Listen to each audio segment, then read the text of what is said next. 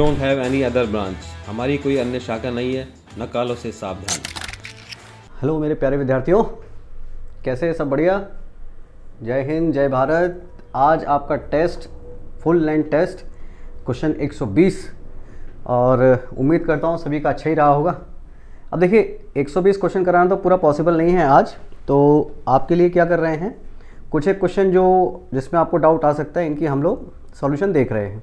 जैसे मेरे पास सबसे पहले मैं स्टार्ट ले रहा हूँ क्वेश्चन नंबर 1 से। तो देखिए क्वेश्चन नंबर 1 से स्टार्ट ले रहा हूँ। तो पहला क्वेश्चन है मेरे पास 1 2 3 4 5 6 7 8 9 10 11 12 13 how many AP can be form by taking 3 number at a time in ascending order. तो देखिए इस तरह के क्वेश्चन में आपको क्या करना होता है, जैसे सपोज करो एक छोटा सा एग्जांपल ले लूँ मैं। ये लिखा है 1 2 3 4 एंड 5, ये मैंने एक छोटा सा एग्जांपल लिया है। AP का मतलब ये एक AP रही, ये एक और AP रही, 1 2 3 ये एक AP है, 1 2 इसी तरह से ना, ये 1 के बाद आपका ये 3 1 3 5 ये भी एक AP है। तो इस तरह से हम लोग AP बना सकते हैं। अब इस तरह से अगर हम करने बैठे तो हो गया काम। तो हम इसके लिए एक छोटा सा फॉर्मूला यूज़ कर लेते हैं।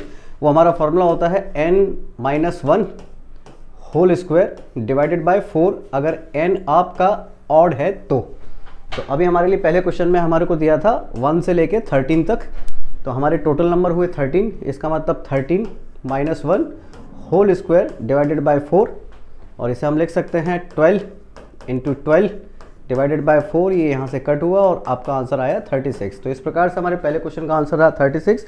टोटल 36 हम AP बना सकते हैं। क्वेश्चन नंबर 2 आपका बेहद आसान था, यही मैं बता देता हूँ आपको। क्वेश्चन नंबर 2, क्वेश्चन नंबर 2 में केवल आप x का वैल्यू पुटअप करके भी देख लें। तो जैसे x का वैल्यू है 5 टू द पावर 1/3, इसे अगर आप पुटअप करें x की जगह पे तो आपको मिलेगा 5 टू द पावर 1/3 और टोटल पावर इसकी 3। ये ग्रेटेस्ट इंटीजर फंक्शन है, दैट इज ये हो जाएगा 5 टू द पावर 1/3। तो यहाँ से इसको कट कर देंगे, हमें मिलेगा 5 और ये वैल्यू आएगी 1 क्योंकि ग्रेटेस्ट इंटीजर है। So final 5 1 = 4। So only option C 5 to the power 1/3 इसे सेटिस्फाई कर रहा है। तो देखिए क्वेश्चन नंबर 1 और 2 मैंने आपको करा दिए। इसके बाद देखिए बात करें हम लोग क्वेश्चन नंबर 4 पर। क्वेश्चन नंबर 4 में हमसे पूछा था कि रियल पार्ट बताना है z² - i का। तो देखिए रियल पार्ट z² - i के लिए, और वो भी किसके इक्वल दिया है हमें, 2 के इक्वल है। तो रियल पार्ट से मतलब रहा कि ये आपके पास लिखा है complex number x + iy and -i, और ये हम लिख सकते हैं इसे कुछ इस तरह से x, ये स्क्वायर भी है साथ में, तो ये x², ये माइनस, और ये आपका 2xiy दैट इज -i = 2। केवल रियल पार्ट हमें बताना है, रियल पार्ट, ये लिखा हुआ है रियल पार्ट। तो देखिए रियल पार्ट यही है। So real part x² - y² = 2, ये हमारा रियल पार्ट है। रियल पार्ट को हमने कंपेयर कराया वहाँ रियल नंबर से, तो हमारे पास एक इक्वेशन मिली। ये इक्वेशन होती है हाइपरबोला की, जिसे हम अतिपरवलय कहते हैं, और वो भी एक विशेष प्रकार का अतिपरवलय है, जैसे कि हम रेक्टेंगुलर हाइपरबोला कहेंगे या समकोणिक अतिपरवलय के नाम से इसे हिंदी में हम जानते हैं। तो इस प्रकार से इसका ऑप्शन हुआ आपका ऑप्शन डी। ठीक है भाई, चलिए उम्मीद करता हूँ ये क्वेश्चन आपको समझ में आया होगा। चलिए यहाँ पे मैं तीसरा अगला क्वेश्चन भी देख लेता हूँ। यहीं पर अगले क्वेश्चन में आपके पास लिखा था, क्वेश्चन नंबर मैं ले रहा हूँ आपके लिए 5th। तो मैंने आपको क्लासरूम में कई बार कराया है 5th नंबर, 6th नंबर भी कई बार कराया गया क्लासरूम में। 6th नंबर में आप इस तरह से लिख सकते हैं, ये आपको लिखाया गया था कि √i that equal to 1 + i/√2 and √-i इसका मतलब होता है 1 - i/√2, और i4 की वैल्यू होती है 1, i³ की वैल्यू होती है -i और i² की वैल्यू होती है -1। इसको यूज़ करते हुए आप अपने क्वेश्चन का आंसर दे सकते हैं। इसका आंसर आएगा -2i, क्वेश्चन नंबर 6 का answer. Question number 7, question number 7 में आपके लिए लिखा था, ये वो क्वेश्चन है जिनकी मैं हिंट दे के आपके लिए ले रहा हूँ। कुछ क्वेश्चन अच्छे हैं, इन्हें मैं पूरा सॉल्व करूंगा। क्वेश्चन नंबर 7 में लिखा है 1/log that is log π/3 plus 1/log π and 4 and equal to x। अब देखिए इसे हम ऐसे लिख सकते हैं log 3 on the base pi, इसे लिख सकते हैं log 4 on the base pi is equal to x, इसे लिखा जा सकता है log 12 on the base pi is equal to x। Log property के अकॉर्डिंग इसे लिख सकते हैं हम π⁴x इज इक्वल टू 12, है ना भाई। अब देखिए 3/2, अगर ये आपका ये पाई है, पाई की नॉर्मल वैल्यू अगर मैं लूँ 3.14, तो अगर x की वैल्यू 2 हो so that something equal to आएगा ये 9 के, एक अप्रॉक्सी वैल्यू। और अगर 3.14 इसकी वैल्यू अगर यहाँ पर हम ये 3 ले ली जाए, दैट इज 3 ये, तो ये अप्रॉक्सी पहुँचेगा आपके 27 के, पाई टू द पावर x है ना, पाई टू द पावर x। तो पाई टू द पावर x की वैल्यू का मतलब ये हुआ कि 3 पावर 2 जब आप लेंगे तो आएगी आपकी 9, और 3 पावर जब आप 3 लेंगे तो आएगी 27। इसका मतलब ये हुआ कि आपका जो x का वैल्यू है वो समथिंग 2 और 3 के बीच में होना चाहिए। ठीक है भाई, चलिए अगले क्वेश्चन पे बात कर लें हम लोग। हमारा अगला क्वेश्चन, तो इसको आप ट्राई करना ज़रूर, पाई टू द पावर x लगा के दैट इक्वल टू 2 और x का वैल्यू पुटअप कीजिएगा। सो अगला क्वेश्चन हमारे पास क्वेश्चन नंबर 8। क्वेश्चन नंबर 8 में हमारे पास लिखा हुआ है, क्वेश्चन नंबर 8 ये है √3 प्लस √5 माइनस 2 प्लस √3। इसका हमें चाहिए स्क्वायर रूट। तो देखिए स्क्वायर रूट के लिए क्या है मैं आपको बता दूं, स्क्वायर रूट कुछ इस तरह से निकाला जाएगा इसका कि मेरे पास ये नंबर है 3, इसे मैं लिखूंगा 3 स्क्वायर, ये है √5, इसका भी square that is 5, so 9 minus 5 equal to 4, और इसका मैं लूंगा स्क्वायर रूट दैट इज 2।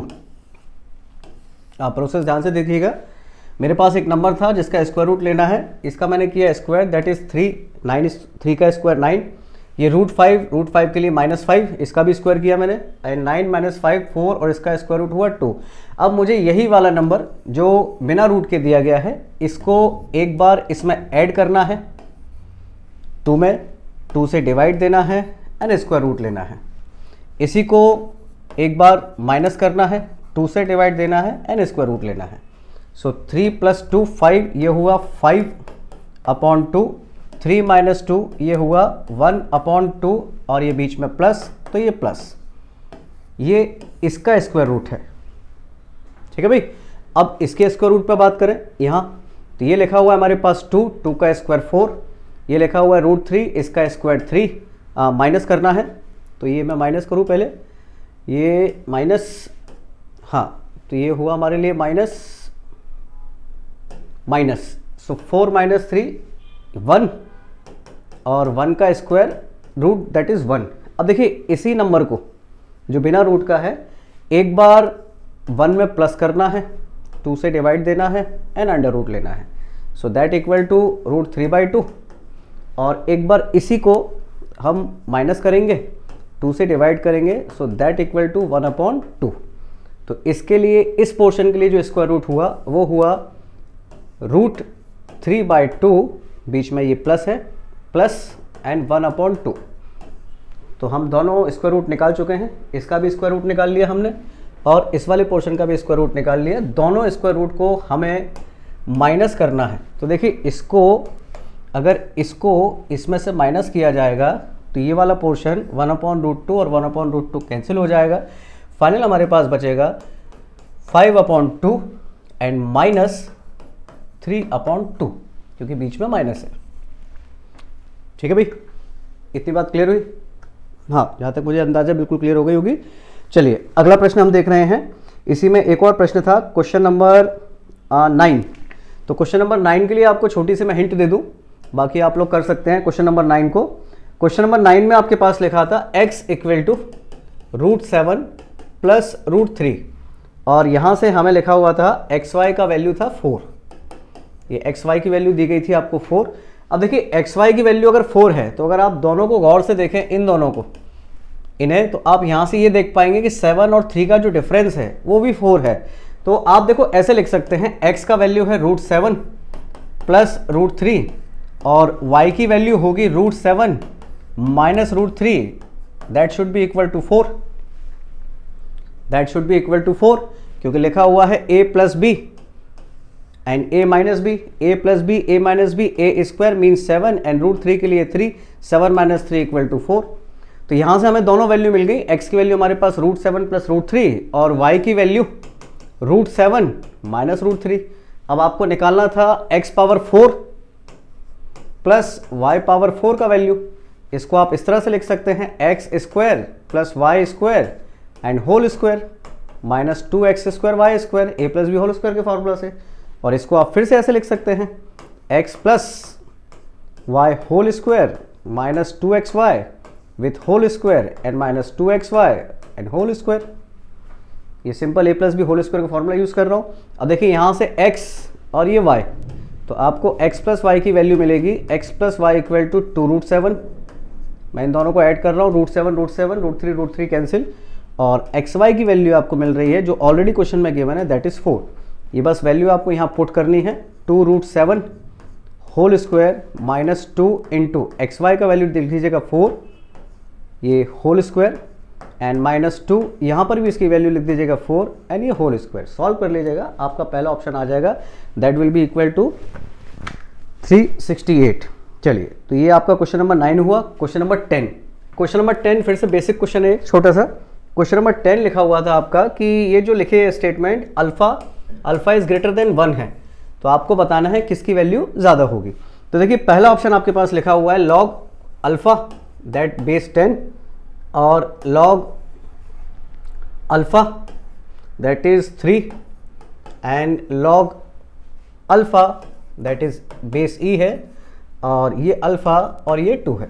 अब देखिए सभी में ये चीज़ कॉमन है, अल्फा सभी में कॉमन है, ये कॉमन है, ये कॉमन है, ये कॉमन है। मान लीजिए कि आपके लिए अल्फा में कोई एक वैल्यू कंसीडर कर लेता हूँ, जैसे मैंने कंसीडर की 3, ये एक वैल्यू कंसीडर की मैंने 3, सिर्फ मान लिया है, और ये लिखा हुआ है 10 और सामने लिया मैंने x, इसकी वैल्यू निकालने की कोशिश कर रहे हैं। सो ये हो जाएगा 10 to the power x equal to 3, 10 to the power x equal to 3। अगर आपको 3 के साथ प्रॉब्लम है तो एक और बड़ी वैल्यू ले लेता हूँ जिससे आपको थोड़ा सा कन्वीनियंट हो जाए क्वेश्चन। देखिए मैंने यहाँ से इसे हटा के मैंने 10 कर दिया है।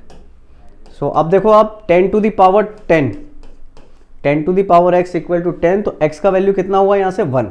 अब आप इस चीज़ को देखते हुए चलना, अल्फा की वैल्यू 10 है, अल्फा की वैल्यू मैंने 10 ले रखी है। सो ये हुआ लॉग 10, ये हुआ 3 और इसकी वैल्यू मैंने ली, सपोज करें फिर से कोई भी वैल्यू y ले ली, so 3 power y equal to 10। Clear. आप देखो y की जो वैल्यू होगी ना, y की वैल्यू 2 से ज़्यादा आएगी, ग्रेटर देन 2 आएगी, क्योंकि 3 स्क्वायर 9 होता है और यहाँ पर वैल्यू चाहिए मुझे 10। अब आप देख पा रहे हैं कि जब यहाँ पर ये 10 बेस था तो ओवरऑल वैल्यू आ रही थी x के लिए 1, मतलब इसकी वैल्यू आ रही थी 1। जब यहाँ पर मैंने बेस 3 ले रखा है तो इसकी वैल्यू आ रही है 2 से ग्रेटर। जब यहाँ पर ये बेस 3, ये बेस आपका 3 था और ये बेस है ई का वैल्यू होता है 2.71, तो इसकी वैल्यू जो है वो 2 से ज़्यादा आएगी। और अगेन ये वाला आपका 2 है, इसका मतलब कहने का ये है कि जैसे जैसे बेस आपका किसी कांस्टेंट नंबर के लिए घटता जाएगा वैसे वैसे उसकी वैल्यू बढ़ती जाएगी। ये बात क्लियर हुई भाई। जैसे ये बेस था 10, ये बेस था 3, ये बेस था ई की वैल्यू होती है 2.71 और ये बेस है आपका 2। तो लॉग में अगर किसी कांस्टेंट नंबर के लिए लॉग आप देख रहे हैं और उसका बेस धीरे धीरे डिक्रीज हो रहा है तो उसका मतलब उसकी आउटपुट वैल्यू जो है वो धीरे धीरे इंक्रीज हो रही है। तो इसका मतलब आपका option A is the correct answer. यही ऑप्शन था जो असेंडिंग ऑर्डर में लगा हुआ था। ठीक है भाई। चलिए अगला क्वेश्चन है हमारे पास, क्वेश्चन नंबर 10 के बाद 11 नंबर तो जस्ट आपका एक सीरीज है, वो आपको पहले भी कराया जा चुका है। 11 नंबर आपके क्लास नोट्स में कराया गया होगा, आप उसे वहां पर चेक कीजिएगा। Question number 12, x plus under root x square plus a square, इसकी वैल्यू दी गई है a, इसकी वैल्यू दी गई है a, एक्स स्क्वायर प्लस 1।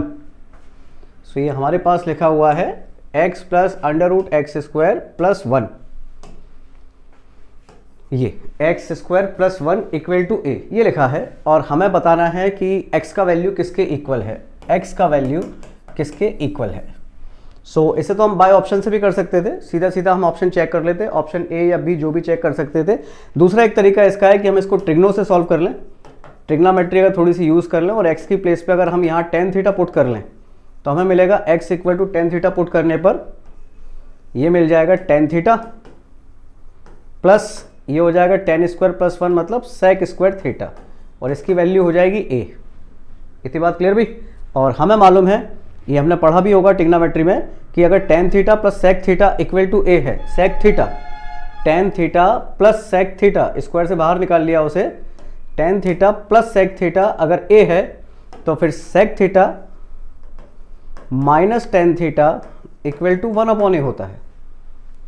इसको अगर हम यूज़ करें तो आप देखेंगे कि अगर मैं दोनों का माइनस कर लूँ तो ये हो गया माइनस, ये हो गया प्लस और ये हो गया माइनस।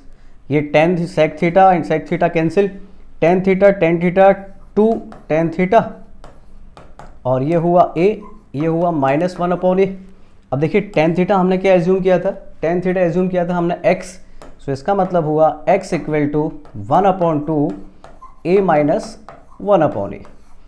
बाय ट्रिग्नोमेट्री मैंने इसको सॉल्व किया है, आप चाहें तो डायरेक्ट वैल्यू पुटअप करके भी कर सकते थे। तो ये आपका क्वेश्चन नंबर 12, इसका आंसर हुआ बी। चलिए नेक्स्ट क्वेश्चन है, इसमें ले रहे हैं क्वेश्चन नंबर 13, कई बार कर चुके हैं क्लासरूम में, APGP HP का क्वेश्चन है, नोट्स में देखिएगा आपको मिल जाएगा। क्वेश्चन नंबर 14, क्वेश्चन नंबर 14 में हमारे पास लिखा हुआ है z स्क्वायर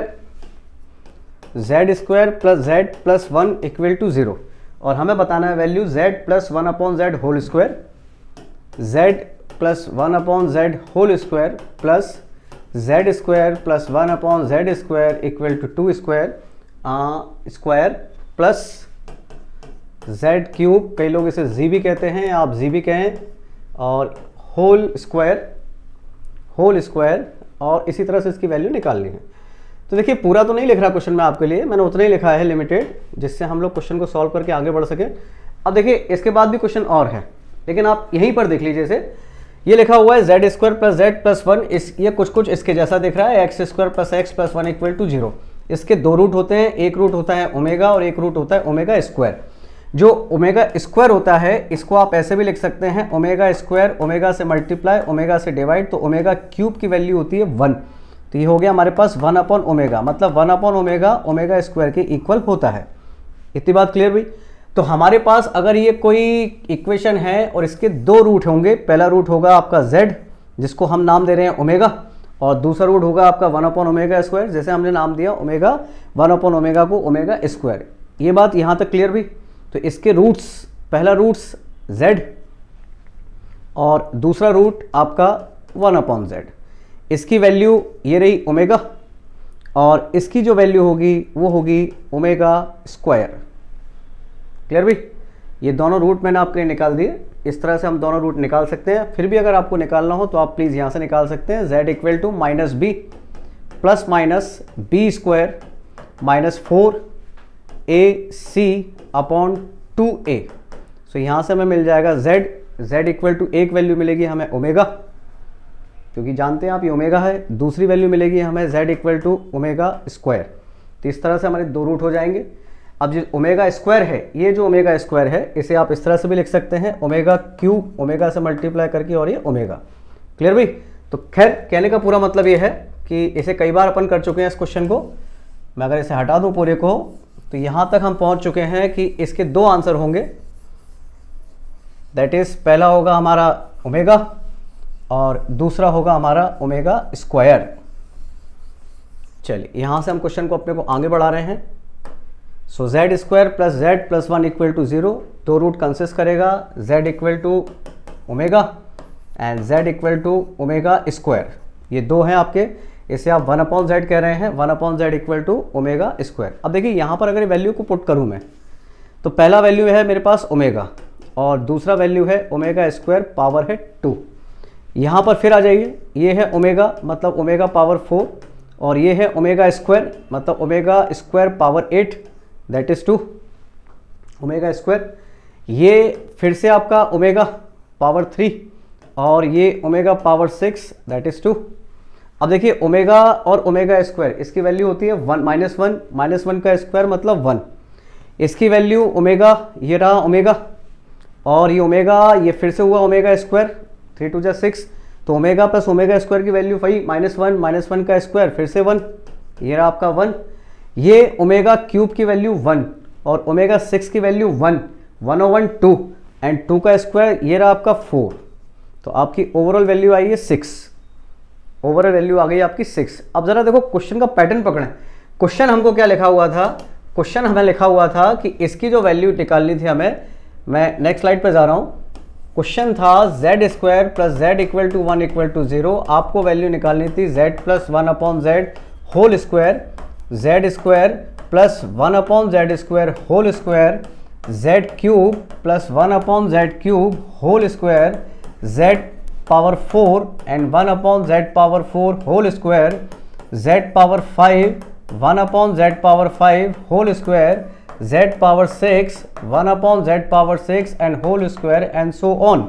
अब देखिए इतने का जो आंसर था ना, इतने का आंसर अभी पिछली स्लाइड पे हम लोगों ने निकाला है, ये आया था 6, ये आया था 6। इतने का आंसर हम और देखेंगे ना इसी तरीके से, तो ये भी आएगा 6, तो ये 6 और ये 6 और 6 मिला के हुआ 12।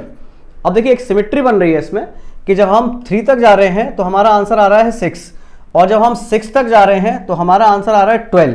इसका मतलब ये हुआ कि जब हम 18 तक जाएंगे, क्योंकि आपके क्वेश्चन में 18 तक लिखा हुआ है, आपको जो लास्ट टर्म दी गई है वो ये दी गई है कि आपको आपके क्वेश्चन का सॉल्यूशन ले जाना है Z power 18 plus 1 upon z power 18 तक। इसका मतलब जब पावर 18 तक जाएंगे तो उसका सॉल्यूशन लिखा जाएगा डबल, दैट इज 36।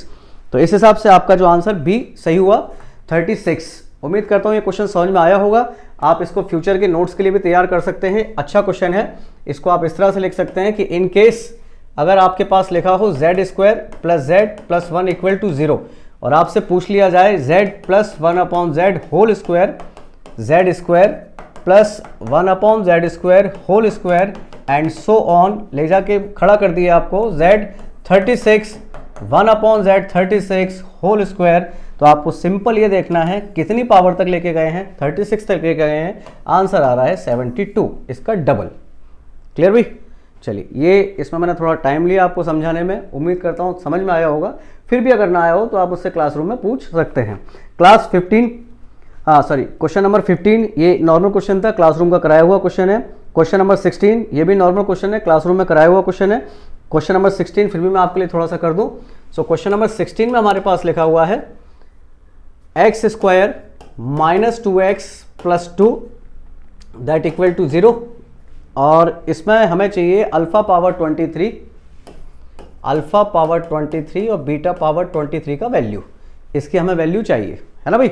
तो यहाँ से हम क्या कर सकते हैं, यहाँ से हम एक छोटा सा काम कर रहे हैं कि अल्फा और बीटा की वैल्यू निकालने के लिए इसको सॉल्व कर रहे हैं क्वाड्रेटिक इक्वेशन से। तो क्वाड्रेटिक इक्वेशन से सॉल्व करेंगे, आएगा x equal to minus b means 2 plus minus b square means 4 minus 4a and c means 2 divided by 2। So यहाँ से मिलेगा x equal to 2 plus minus 4 2 जा 8 and 4 minus 4 that is minus 4 upon 2। तो सब कुछ common लेके कटपिट कर देंगे तो हमारे पास इसके जो रूट आएंगे वो आएंगे x इक्वल टू ये माइनस 4 में से 2 बाहर, that is 2 plus minus 2 iota upon 2। सो आपके लिए पहला रूट हुआ x इक्वल टू अल्फा, ये हुआ हमारे पास 1 प्लस आई, और जो दूसरा रूट हुआ बीटा ये हुआ हमारे पास 1 माइनस आई। अब हमें निकालना है अल्फा पावर 23 और बीटा पावर 23 की वैल्यू, ये हो जाएगी 1 plus I power 23 and 1 minus I power 23। और इस तरह के क्वेश्चन हमने कई बार क्लास में किए हैं। 23 को हम लोग लिख सकते हैं 1 प्लस आई होल स्क्वायर, इसे हम लोग लिख सकते हैं 2i, और 1 माइनस आई होल स्क्वायर इसे हम लिख सकते हैं माइनस 2i। क्लास नोट्स में आपको लिखाया गया था। अब इसे मैं लिख रहा हूँ 1 प्लस आई, इसे लिख रहा हूँ 22 इंटू 1 प्लस आई, और 1 minus I 22 into 1 minus i. अब देखिए 1 प्लस आई इसे लिखा जा सकता है 11, 2 इंटू 11, तो ये हो गया 2i पावर 11, क्योंकि 1 प्लस आई होल स्क्वायर को लिख सकते हैं 2i, सो ये हो गया 2i और ये पावर 11, ये साथ में लिखा हुआ है 1 plus i plus 1 minus i whole square that is minus 2i and power 11 and 1 minus i. अब देखिए 2i पावर 11 ये कॉमन, 2i पावर 11 ये कॉमन, यहाँ मेरे पास रह गया 1 प्लस आई, ये माइनस पे पावर 11 तो ये माइनस, और ये 1 और ये माइनस आई मतलब प्लस आई, 1 से 1 cancel, I N I 2i। तो अब फाइनल हुआ 2 power 11 into i power 11 into i to the power ये 2i, तो ये हुआ 2i। अब देखिए 2 इंटू 2 ये 2 power 12 and I power 11 into i power 1 मतलब आई पावर 12, और i पावर 12 की वैल्यू i पावर 4 होती है 1, तो यहाँ से मैं फाइनल आंसर मिला, इसकी वैल्यू 1 हो जाएगी, दैट इज 2 पावर 12। ये आपका फाइनल आंसर हुआ जो कि आपके ऑप्शन बी में लिखा हुआ है। तो इस तरह के क्वेश्चन हमने क्लास में किए थे, आप जाके चेक कीजिएगा। उम्मीद करता हूँ ये थोड़ा सा समझ में आ ही गया होगा आपको। चलिए अगला क्वेश्चन। अगले क्वेश्चन में हमारे पास लिखा है क्वेश्चन नंबर 17, क्लासरूम का क्वेश्चन है, कराया हुआ। क्वेश्चन नंबर 18 ये भी क्लासरूम में कराया था आपको, फिर भी मैं आपको छोटी सी हिंट दे देता हूँ 18 नंबर के लिए। 18 नंबर में आपके पास लिखा था 1/4 इंटू, और ये है 9, और इसी तरह से क्वेश्चन को एंड किया गया है 1/34 इंटू 59 पर, यहाँ पर इसका एंड किया गया है। अब देखिए इस क्वेश्चन में मैंने आपको बताया 39 पे इस क्वेश्चन में मैंने आपको बताया था कि आपको एक छोटा सा काम करना होता है, इसका डिफरेंस देखना होता है कितना है। तो डिफरेंस आ रहा है 5, सो आप 5 से मल्टीप्लाई करेंगे और 5 से डिवाइड करेंगे। ये मैंने कर दिया, 5 से मल्टीप्लाई 5 से डिवाइड, और इसी तरह से आगे जाएगा 1/34 इंटू 39, और इसका फाइनल सॉल्यूशन अब लिखने वाला हूँ मैं। फाइनल सॉल्यूशन इसका होता था, ये 5 से अंदर इंटू हो जाएगा, इसका सब कुछ कैंसिल हो जाएगा। हमें जो सॉल्यूशन लिखना है वो ये लिखना है 1/5 हमेशा, that is 1/4 minus 1/39। So 1/5 1/4 minus 1/39 solve कर लेंगे इसे, ये हमें मिल जाएगा यहाँ से 7/156, that is your correct answer. ये आपका ऑप्शन ए इसका करेक्ट आंसर है। उम्मीद करता हूँ समझ में आ गया होगा। कभी कभी ये क्वेश्चन है ना इनफाइनाइट के लिए भी आ जाता है इस तरह से, 1/4 into 9 plus 1/5 1/9 into 14 1/9 into 14 and so on, इसी तरह से चलता जाएगा, इन्फिनिटी तक जाएगा। अब इस क्वेश्चन को सिंपल आपने वही करना है, 1/5 ये मैंने लिया 1/5, 5 से इंटू 5 से डिवाइड, और ये पहली वाली टर्म दैट इज 1/4, और इसका मल्टीप्लाई जो भी आ जाए वो आप लिख देंगे। उम्मीद करता हूँ ये क्वेश्चन समझ में आ गया होगा आपको। आपको ध्यान रखना है फ्यूचर के लिए भी इस चीज़ में कुछ नहीं करना, केवल पहली वाली टर्म 1/4, लास्ट वाली टर्म 1/39, इनका माइनस करके बीच में जितना भी गैप है उससे आपको इस तरह से डिवाइड दे देना है, आपका आंसर मैच करेगा। चलिए अगला क्वेश्चन, क्वेश्चन नंबर 19, फिर से क्लासरूम। 19 में आपके पास वही चीज़ लिखी है जिस पर अभी थोड़ी देर पहले हम डिस्कस कर रहे थे। ये लिखा है आपके पास x plus 1/x, x plus 1/x, और इसकी वैल्यू दी गई है -1। अब देखिए ये क्वाड्रेटिक इक्वेशन, या आप इसको समझ सकते हैं कि ये आपके लिए क्यूब रूट, जो हम पढ़े थे क्यूब रूट ऑफ यूनिटी, उसी में से। अब अगर आपके पास ऐसा लिखा हुआ है omega plus omega square that equal to -1, ये हम लोग को पता है कि omega plus omega square equal to -1 होता है। इसका मतलब x की जो वैल्यू हुई वो ही ओमेगा, और 1/x की जो वैल्यू हुई वो ही ओमेगा स्क्वायर। ये दो वैल्यू मिल गई हमको यहाँ से। अब हमें निकालना था x to the power 2022 plus 1/x 2022। तो आप इसे ऐसे लिख सकते हैं कि 1/x लिखा हुआ है, और 1/x की वैल्यू कितनी है ओमेगा स्क्वायर, तो आप इसे लिख रहे हैं omega power 2022 and plus 1/x omega square, so omega square power 2022। अब ये 3 का मल्टीपल है और ये भी 3 का मल्टीपल है, तो 3 के मल्टीपल में ओमेगा की वैल्यू होती है 1 और इसकी वैल्यू भी 1, सो 1 और 1 मिला के आपका कितना हुआ टोटल 2। तो इसके अकॉर्डिंग आपका ऑप्शन हुआ ऑप्शन डी।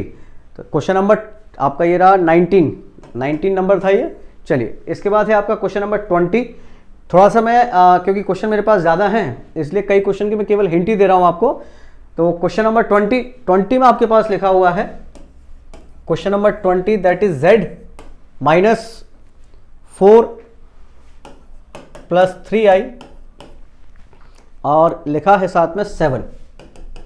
ये तो ये देखिए एक सर्कल की इक्वेशन है, कॉम्प्लेक्स नंबर में आपको बताई गई है कि सर्कल की इक्वेशन है। इस सर्कल का जो सेंटर है वो है आपका 4 एंड -3 और इसकी जो रेडियस है वो है आपकी 7। तो आप सिंपल एक सर्कल बना लीजिएगा जिसका सेंटर 4 है, 1 2 3 4 और दूसरा है 1 2 3, ये इसका सेंटर है। रेडियस है इसकी 7, तो रेडियस हो गई 1 2 3 4 5 6 7, यहाँ कहीं इसकी रेडियस आएगी। ये आपका इस तरह से कोई सर्कल बन जाएगा। ओरिजिन की आपको पोजीशन बतानी थी कि ओरिजिन कहाँ होगा इसके अकॉर्डिंग, तो ओरिजिन आपको दिख ही रहा है कहाँ है, उसके अकॉर्डिंग उसके अंदर लाए करेगा। चलिए अगला क्वेश्चन है क्वेश्चन नंबर 21 आसान क्वेश्चन है। 22 आपके PYQ से है, मैक्सिमम वैल्यू निकालनी थी वो आप निकाल सकते हैं। क्वेश्चन नंबर 23 भी आसान है, दैट इज आपका एक स्क्वायर रूट निकालना था कॉम्प्लेक्स नंबर का, सिखाया गया है आपको। क्वेश्चन नंबर 24 ऑर्थोगोनल मैट्रिक्स है। ऑर्थोगोनल मैट्रिक्स आपने पढ़ी थी, वो मैट्रिक्स ऑर्थोगोनल मैट्रिक्स होती है जिसमें a into a dash is equal to i होता है, इसे हम ऑर्थोगोनल मैट्रिक्स के नाम से जानते हैं। तो ऐसा कोई ऑप्शन इसमें दिखा नहीं, लेकिन कोई बात नहीं, हम अगर आई ए इनवर्स से इसमें मल्टीप्लाई कर दें तो यहाँ भी ए इनवर्स से मल्टीप्लाई होगा और यहाँ भी ए इनवर्स से मल्टीप्लाई हो जाएगा हमारा। तो ए इनवर्स से मल्टीप्लाई होगा तो a inverse into a dash is equal to a inverse into i, तो ये आई हो जाएगा। तो हमारे पास जो बचेगा वो बचेगा a dash that equal to a inverse. तो ये ऑप्शन आपके पास था, हाँ ऑप्शन बी में अवेलेबल है। क्वेश्चन नंबर 25 में आपको बताना था कि अगर एक line a x plus b y plus c 1, -2 से पास हो तो वो एपीजीपी किस में होगा। क्लास नोट्स का क्वेश्चन आप देखिएगा, आंसर होगा एपी में होगा। हम क्वेश्चन डिस्कस कर रहे थे 26, तो 26 में लिखा था अपने पास x minus a and x minus b equal plus x minus b and x minus c plus x minus c and x minus a equal to 0, ये लिखा हुआ था। तो इसमें क्या है कि जब आप इसे स्क्वायर करते हैं तो आपको देखो क्या क्या मिलेगा। यहाँ से मिलेगा एक्स स्क्वायर और ये हो जाएंगे आपके माइनस ए प्लस बी और ये हो जाएगा आपका प्लस ए बी। इसी तरह ये मिलेंगे तीनों को, आप इसे भी सॉल्व करें, इसे भी सॉल्व करें और इसे भी सॉल्व करें। तीनों को जब आप सॉल्व करेंगे ना तो आप इस तरह से लिख सकते हैं इसे, मैं आपको डायरेक्टली लिख के दे रहा हूँ, आप तीनों को ओपन करके इनको ऐड कर लीजिएगा। तो आपको मिलेगा 3x square minus 2a plus 2b plus 2c और ये होगा x। इसके बाद आपको मिलेगा यहाँ से ab plus bc and plus ca that equal to 0। आप इन तीनों को ओपन करके ऐड कर दीजिएगा तो यहाँ से आपको CA मिलेगा, CA ये मिला है आपका BC और ये लिखा हुआ है आपका AB। बाकी सारी चीज़ें इस तरह से लिखी हुई हैं। अब देखिए इसमें आपको बताना है कि ये कैसे होंगे। तो रूट्स का नेचर बताने के लिए हम लोग फॉलो करते हैं b स्क्वायर माइनस 4ac। तो b स्क्वायर माइनस 4ac के अकॉर्डिंग इसे आप लिख सकते हैं b स्क्वायर मतलब इसका square that is 4a plus b plus c and whole square minus 4 ये a आपके लिए और ये c दैट इज आपका ab plus b c and plus c a, है कि नहीं। अब देखिए इसे आप लिख सकते हैं, ये आपका 4 है, ये भी 4 है, तो 4 को अभी कॉमन ले लिया जाए और इसे लिख लिया जाए a square plus b square plus c square, यहाँ से plus 2ab plus 2bc and plus 2ca। इसे आप लिख सकते हैं minus 3ab minus 3bc and minus 3ca, है ना भाई। अब देखिए ये लिखा हुआ है 4, ये हुआ a square plus b square and plus c square 2ab and 3ab minus ab minus bc and minus ca, है ना भाई। अब देखिए ये जो 4 है ना इसको अपन ऐसे लिख सकते हैं 2 का अंदर मल्टीप्लाई कर रहा हूं। अब जब 2 का अंदर मल्टीप्लाई होगा तो 2 स्क्वायर हो जाएगा, 2a square 2b square 2c square 2ab 2bc 2ca। तो एक 2 को यहाँ रख के एक 2 का अंदर मल्टीप्लाई कर रहा हूँ तो 2a स्क्वायर को लिख रहा हूँ मैं a square plus a square.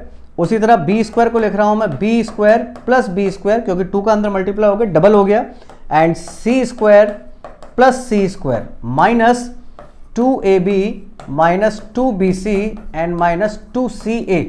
इस 4 में से 2 को ब्रेक करके 2 का अंदर मल्टीप्लाई कर दिया। अब देखिए a square plus b square and minus 2ab ये फॉर्मूला होता है। इसी तरह से आपके लिए ये आपका a स्क्वायर, ये आपका फिर से c स्क्वायर और ये आपका 2ac ये भी एक फॉर्मूला होता है। ये आपका b स्क्वायर, ये आपका c स्क्वायर और ये आपका 2bc। तो इस प्रकार से आप इसको 3 छोटे छोटे फॉर्मूला में कन्वर्ट कर देंगे, वो कुछ इस तरह से होंगे। ट्वाइस ब्रैकेट में a minus b whole square plus b minus सी whole square plus c minus a whole square.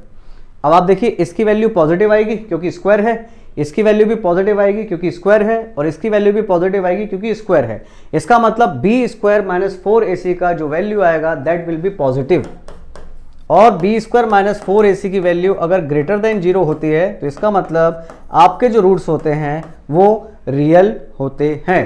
तो इसका मतलब हमारे जो इस क्वेश्चन के 26 क्वेश्चन के आंसर होंगे वो होंगे that will be real, real always. चलिए अगला क्वेश्चन है क्वेश्चन नंबर 27, आपके क्लास नोट्स का क्वेश्चन है, कई बार कराया हुआ क्वेश्चन है। इसके बाद हमारे पास अगला क्वेश्चन है क्वेश्चन नंबर 29, क्लासरूम का कराया हुआ क्वेश्चन है। एक ट्राइंगल है, इसे मैं डायरेक्ट लिख देता हूं आपके लिए, एक ट्राइंगल और इसके मिड पॉइंट को मिला के एक और ट्राइंगल, इसके मिड पॉइंट को मिला के एक और ट्राइंगल, और इसी तरह से ट्राइंगल बनाते जाना है इनफाइनाइट तक। इन सभी ट्राइंगल का आपको सम बताना है कितना होगा। तो अगर इसकी साइड आपको सपोज करो दी गई है, कोई साइड है, आपको टोटल सम बताना है, तो इनका सम होता है आपका, क्लासरूम में पूरा डिटेल में कराया था क्वेश्चन, अभी सिर्फ मैं सॉल्यूशन लिख दूं, side whole square divided by √3। आप इस क्वेश्चन में अप्लाई कर लीजिएगा। क्वेश्चन नंबर था मेरे पास है 29, तो 29 क्वेश्चन नंबर में साइड का वैल्यू ले लीजिएगा आप, जो दिया गया है 3, तो हो जाएगा 3 square upon √3। 3 square means 3 into 3 upon √3, cancel कर दीजिएगा यहाँ से, आंसर मिल जाएगा 3√3। हाँ, ऑप्शन डी में लिखा हुआ है। चलिए अगले क्वेश्चन में बात करें। अगला क्वेश्चन है आपका 30, एक बढ़िया क्वेश्चन, क्वेश्चन नंबर 30 में लिखा हुआ है 0 1 0 0। कोई आपका मैट्रिक्स है 0 1 एंड 0 0, 0 1 एंड 0 0। 29 का सॉल्यूशन ये लिख लीजिएगा ऐसे और अप्लाई कर दीजिएगा, दैट इज 3√3। कंप्लीट कर ही दिया मैंने आपके लिए, √3 से कैंसिल करके। चलिए अगले क्वेश्चन पे बात करूं मैं। अगले क्वेश्चन में हमारे पास लिखा हुआ है ए, कोई मैट्रिक्स है और वो मैट्रिक्स लिखी हुई है 0 1 0 0, और आपको अगर इसमें कोई वैल्यू निकालनी है, जैसे वैल्यू निकालनी है ai प्लस ba और पावर है 15, इसकी वैल्यू हमको चाहिए। अब देखिए सबसे पहले इस तरह के क्वेश्चन में आपको a स्क्वायर कंसीडर कर लेना चाहिए कि a स्क्वायर कितना आ रहा है। जैसे मैं आपको a स्क्वायर अगर निकालूं तो इसमें a स्क्वायर आएगा a स्क्वायर 0 1 0 0 0 1 एंड 0 0। मल्टीप्लाई कर रहा हूं मैं मैट्रिक्स के लिए, सो 0 का मल्टीप्लाई 0 से और 1 का मल्टीप्लाई 0 से, दैट 0। 0 का मल्टीप्लाई 1 से, 1 का मल्टीप्लाई 0 से, दैट 0। 0 का मल्टीप्लाई 0 से, 0 का मल्टीप्लाई 0 से, दैट 0, और 0 का मल्टीप्लाई 1 से और ये 0। इसका मतलब a स्क्वायर की जो वैल्यू आ रही है दैट इज 0। अब a स्क्वायर अगर 0 आ रहा है तो इसका मतलब a क्यूब भी कितना आएगा, दैट विल बी ऑल्सो 0। 0 से मल्टीप्लाई होता हुआ जाएगा। सो a square 0, a cube 0, a 4 0, a power 5 0, it's all 0। अब देखिए मैं इसे बाइनोमियल से ओपन कर रहा हूं, तो बाइनोमियल से इसको अगर ओपन करूं तो सबसे पहले ये इसका एक्सपेंशन आएगा 15c0 a power i power 15 plus ये आएगा 15c1 ai power 14 into ba, clear ना। और इसमें आगे आएगा हमारे पास एक टर्म और plus 15c2 ai that is 13 into ba और ये स्क्वायर। अब देखिए a स्क्वायर की वैल्यू 0 है, इसका मतलब ये है कि अब आगे जितनी भी टर्म आएंगी उन सब की वैल्यू 0 होगी, क्योंकि a स्क्वायर 0 है, a क्यूब 0 है, a पावर 4 0 है, उन सब की वैल्यू 0 होती चली जाएगी। तो आपके पास जो टर्म बची हैं वो केवल यही बची हैं जिसकी हम वैल्यू बता सकते हैं। 15c0 की वैल्यू होती है आपकी 15c0 मतलब फैक्टोरियल 15 डिवाइडेड बाय 0, फैक्टोरियल 15 मतलब 1। सो हमारे यहाँ से बचा a power 15 and i power 15 is equal to i, that is plus 15c1, इसे लिख सकता हूँ मैं 15, और a power 14, i power 14 that is i, और ये हमारे पास रहा ba। तो मैं ऑप्शन एक बार मैच कर लूँ कि आपके पास ऑप्शन है या नहीं। तो मेरे पास एक ऑप्शन लिखा हुआ है a पावर 15, ये i प्लस 15, a 14, ये उसके बाद i लिखो या ना लिखो, उसके बाद b और a, क्योंकि 1 में अगर 5 का मल्टीप्लाई करें तो सिर्फ 5 लिखें या 5 इंटू 1, वो एक ही बात है। तो इसका मतलब ये ऑप्शन आपका b is the correct answer. और ऐसा एक क्वेश्चन आपको क्लासरूम में कराया गया था, वहाँ पर पावर n के साथ कराया गया था। चलिए हम लोग आ गए हैं क्वेश्चन नंबर 31 पर। थोड़ा जल्दी जल्दी फास्ट कर रहे हैं, 31 को टच कर लिया है हमने, बीच में कुछ स्किप भी किए हैं। 31, 32, 33, 34 ये सब एक ही पैटर्न पे क्वेश्चन है सारे के सारे, और डिटरमिनेंट से पूछे गए क्वेश्चन है। डिटरमिनेंट में लिखा हुआ है आपका कि अगर आपके पास ये लिखा है कोई डिटरमिनेंट 3/3 का डिटरमिनेंट है, that is A11, A11, A12, A13, A21, A22, A23, A31, A32 and A33, और इसकी वैल्यू अगर डेल्टा है, तो ये मैं क्लासरूम में आपको कराया था क्वेश्चन कि इनके को फैक्टर्स के बीच में रिलेशन कराया था। तो मैंने उस समय आपको बताया था कि अगर आप इस तरह से लिखें A11 साथ में को फैक्टर C11 माइनस A12 साथ में को फैक्टर C12 प्लस A13 साथ में को फैक्टर 13, तो इसकी वैल्यू होती है डेल्टा, इसकी वैल्यू होती है डेल्टा। और अगर ये ऑड हो, ऑड से मेरा मतलब अगर इस स्टेप से शुरू हुआ होता है, ये जैसे ये लिखा होता A12 और इसके साथ में होता C12, ऐसे होता आपका A22 साथ में होता C22 और ये होता A32 साथ में होता C32, तो इसकी वैल्यू होती माइनस डेल्टा।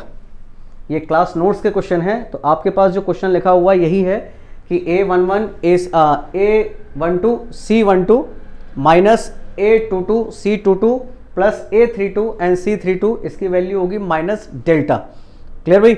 हाँ, इसमें आपको ये चीज़ याद रखना है, क्वेश्चन अक्सर आ जाता है कि जब भी दोनों सिमिलर हों, वैल्यू को फैक्टर, वैल्यू को फैक्टर, वैल्यू को फैक्टर, ये दोनों सिमिलर हैं, वैल्यू है डेल्टा, और इन दोनों का सम अगर इवन आ रहा हो आप लिखेंगे डेल्टा, और अगर इन दोनों का सम अगर ऑड आ रहा हो तो आप लिखेंगे माइनस डेल्टा। तो ये तो रहा आपके क्वेश्चन नंबर 31 का जवाब। Question number 31। अब क्वेश्चन नंबर 32। क्वेश्चन नंबर 32 में आपको लिखा था कि A13 C12 minus A23 and C22 and plus A33 and C32। ये भी क्लास नोट्स में कराया गया क्वेश्चन था, इसी में बताया गया था कॉन्सेप्ट कि सपोज करें कि आपने इसका एक रो या एक कॉलम पकड़ लिया है, जैसे A13 आपने ये वाला इसका कॉलम पकड़ लिया, A13 के बाद आपका A23, ये आपका A23 और ये आपका A33, ये आपका A33। अगर आपने इनके करस्पॉन्डिंग कोफैक्टर पकड़े, जैसे अगर आपने यहाँ लिखा होता C13, ये लिखा होता C13, यहाँ लिखा होता C23 और यहाँ लिखा होता C33, तो इसका आंसर होता डेल्टा, जो आप ऊपर लिख चुके हैं।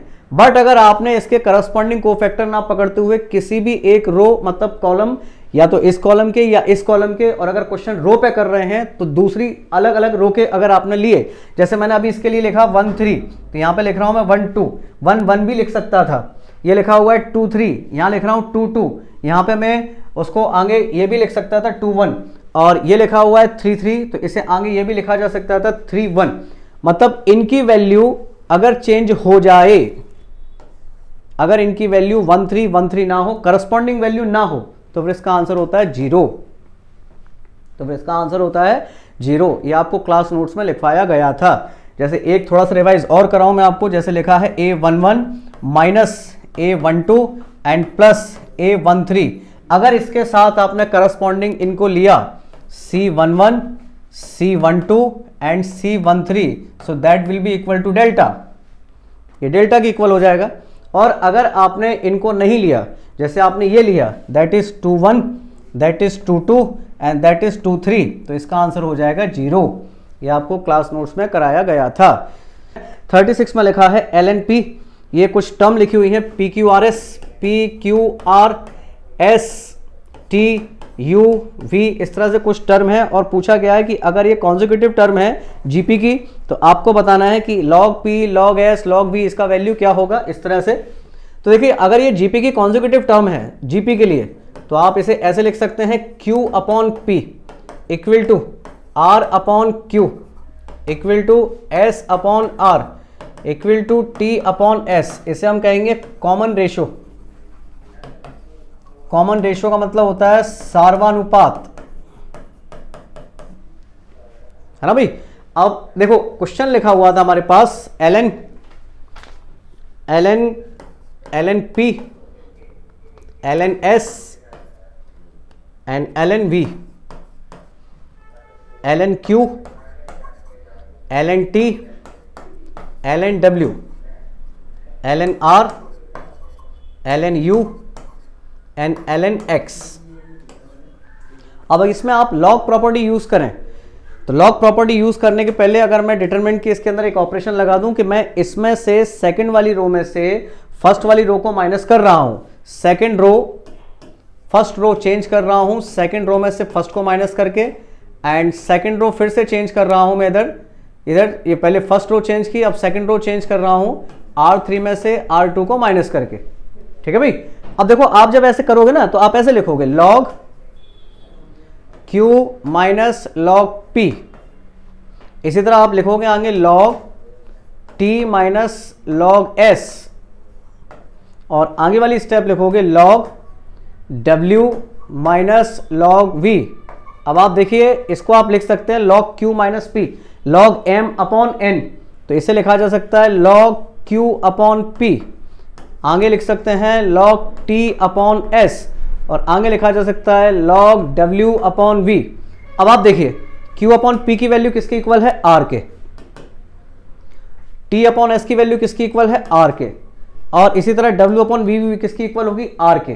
तो जब आप इन सारी वैल्यू, क्योंकि कॉमन रेशियो है ना, जब आप इन सबको पुट कर देंगे तो देखिए आपको क्या मिलेगा, मैं इसमें चेंज करके दिखा रहा हूं। आपको जो फाइनल मिलेगा सबको पुट करने के बाद, लॉग प्रॉपर्टी लगाने के बाद कुछ इस तरह से चेंज हो जाएगा। ये ln r common ratio, ln r common ratio, ln r common ratio, ln r common ratio, ln r सार्वनुपात, और ln r सार्वनुपात है। ये प्रॉपर्टी लगाने के बाद, क्योंकि Q अपॉन P को आप R लिख सकते हैं, T अपॉन S को भी R लिख सकते हैं। अब ये देखिए ये दो रो बराबर हो चुकी है, इसका मतलब इसका आंसर हुआ 0। जब भी किसी सारणी के अंदर दो रो या दो कॉलम बराबर हो तो उसका आंसर होता है 0। तो ये क्वेश्चन एग्जाम का क्वेश्चन है, आ रखा क्वेश्चन है, इसको करा दिया गया आपको। क्वेश्चन नंबर 37 क्लासरूम का क्वेश्चन है, क्लास नोट्स में कई बार कराया गया है। क्वेश्चन नंबर 38 क्लासरूम का क्वेश्चन है, क्लासरूम में कराया गया है आपको, आप जाके चेक कीजिएगा उसे, ए कॉमन लेके ऐसे किया जा सकता है। क्वेश्चन नंबर 39 क्लासरूम में आपने कई बार पूछा क्वेश्चन है। हाँ, क्वेश्चन नंबर 39 में आपको लिखा हुआ है कि अगर x वेरी स्मॉल है, वेरी स्मॉल है, तो आपको बताना है 1 plus x 3 1 minus x square divided by 1 plus x and plus root 1 plus x, इसका क्या वैल्यू होगा। ऊपर के क्वेश्चन नंबर 37 38 ये दोनों मैंने आपके लिए छोड़ दिए हैं क्योंकि दोनों क्लास नोट्स में कराए गए हैं। चलिए भाई, ये भी कराया गया है लेकिन ये ठीक ठाक क्वेश्चन है, इसलिए अपन थोड़ी सी इस पर बात कर लेते हैं। अब देखिए इस पर क्या क्या लिखा हुआ है कि x वेरी स्मॉल है। अगर x कोई वेरी स्मॉल थिंग है तो क्वेश्चन में लिखा भी है कि x स्क्वायर को आप नेग्लेक्ट कर सकते हैं, नगण्य मान के छोड़ सकते हैं। इसका मतलब x स्क्वायर को नगण्य मान के छोड़ दिया जाएगा। अब देखिए ये लिखा हुआ है 1 प्लस एक्स पावर 1/2, ये लिखा हुआ है 1 माइनस एक्स पावर 3/2। क्वेश्चन थोड़ा करेक्ट कर लूँ, हाँ 1 माइनस एक्स स्क्वायर ये हो गया आपका पावर 3/2 डिवाइडेड बाय ये हो गया 1 प्लस एक्स, ये हो गया आपका एज इट इज, और ये हो गया 1 प्लस एक्स पावर 1/2 क्योंकि ये भी अंडर रूट है। अब इसमें आपको केवल ये वाला फॉर्मूला अप्लाई करना है 1 प्लस एक्स पावर n, ये हो जाएगा आपके लिए 1 plus n x plus n plus 1। मैं ये वाला फॉर्मूला लगा रहा हूँ, ये 1 प्लस एक्स वाला जो आपने पढ़ा था, इसे लिख देता हूँ मैं फॉर्मूले को, दैट इज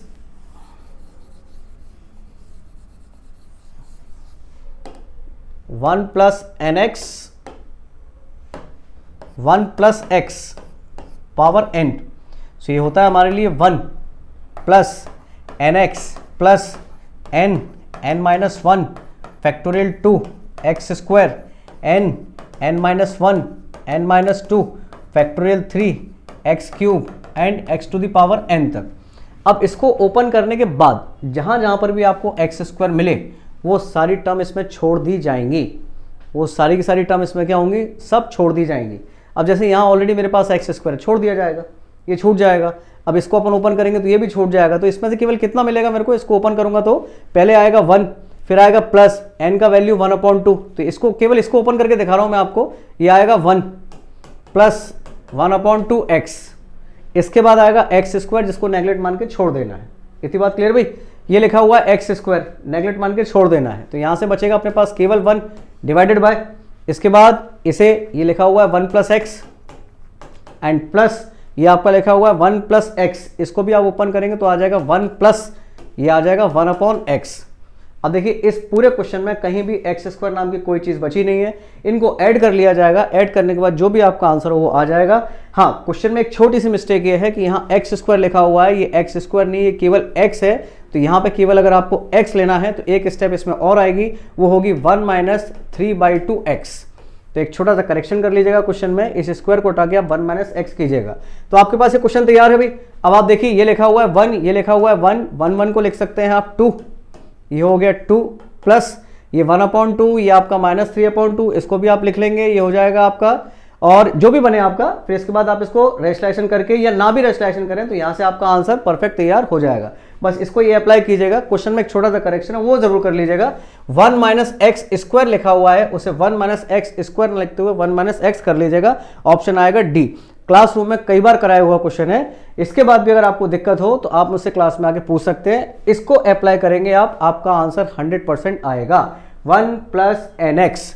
और इसके लिए फॉर्मूला लिख दूं नेगेटिव वाले के लिए। मैं नेगेटिव वाले का फॉर्मूला होगा 1 - x power 1 - nx plus n - 1 upon factorial 2x² n minus.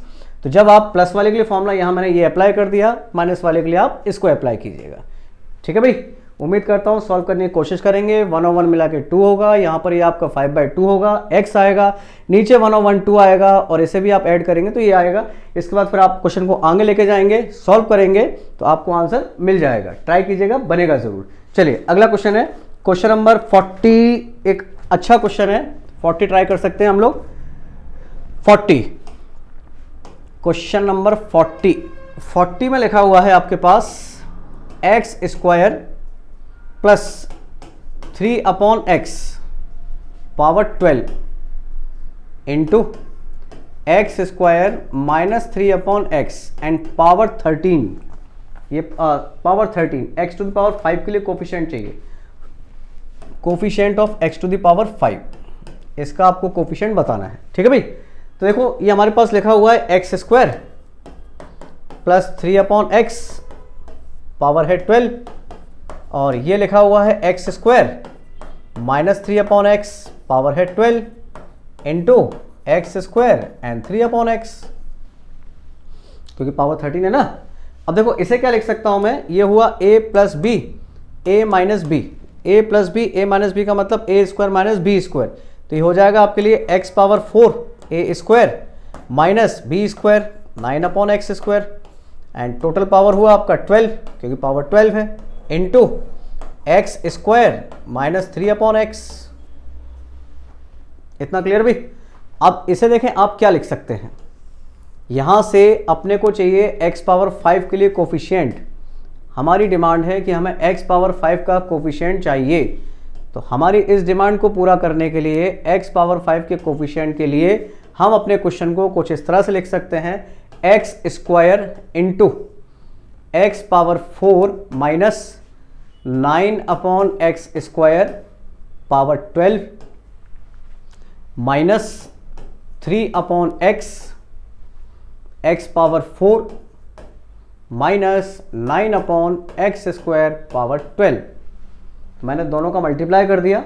अब देखिए पावर चाहिए आपकी, जो रिक्वायरमेंट है वो चाहिए x⁵।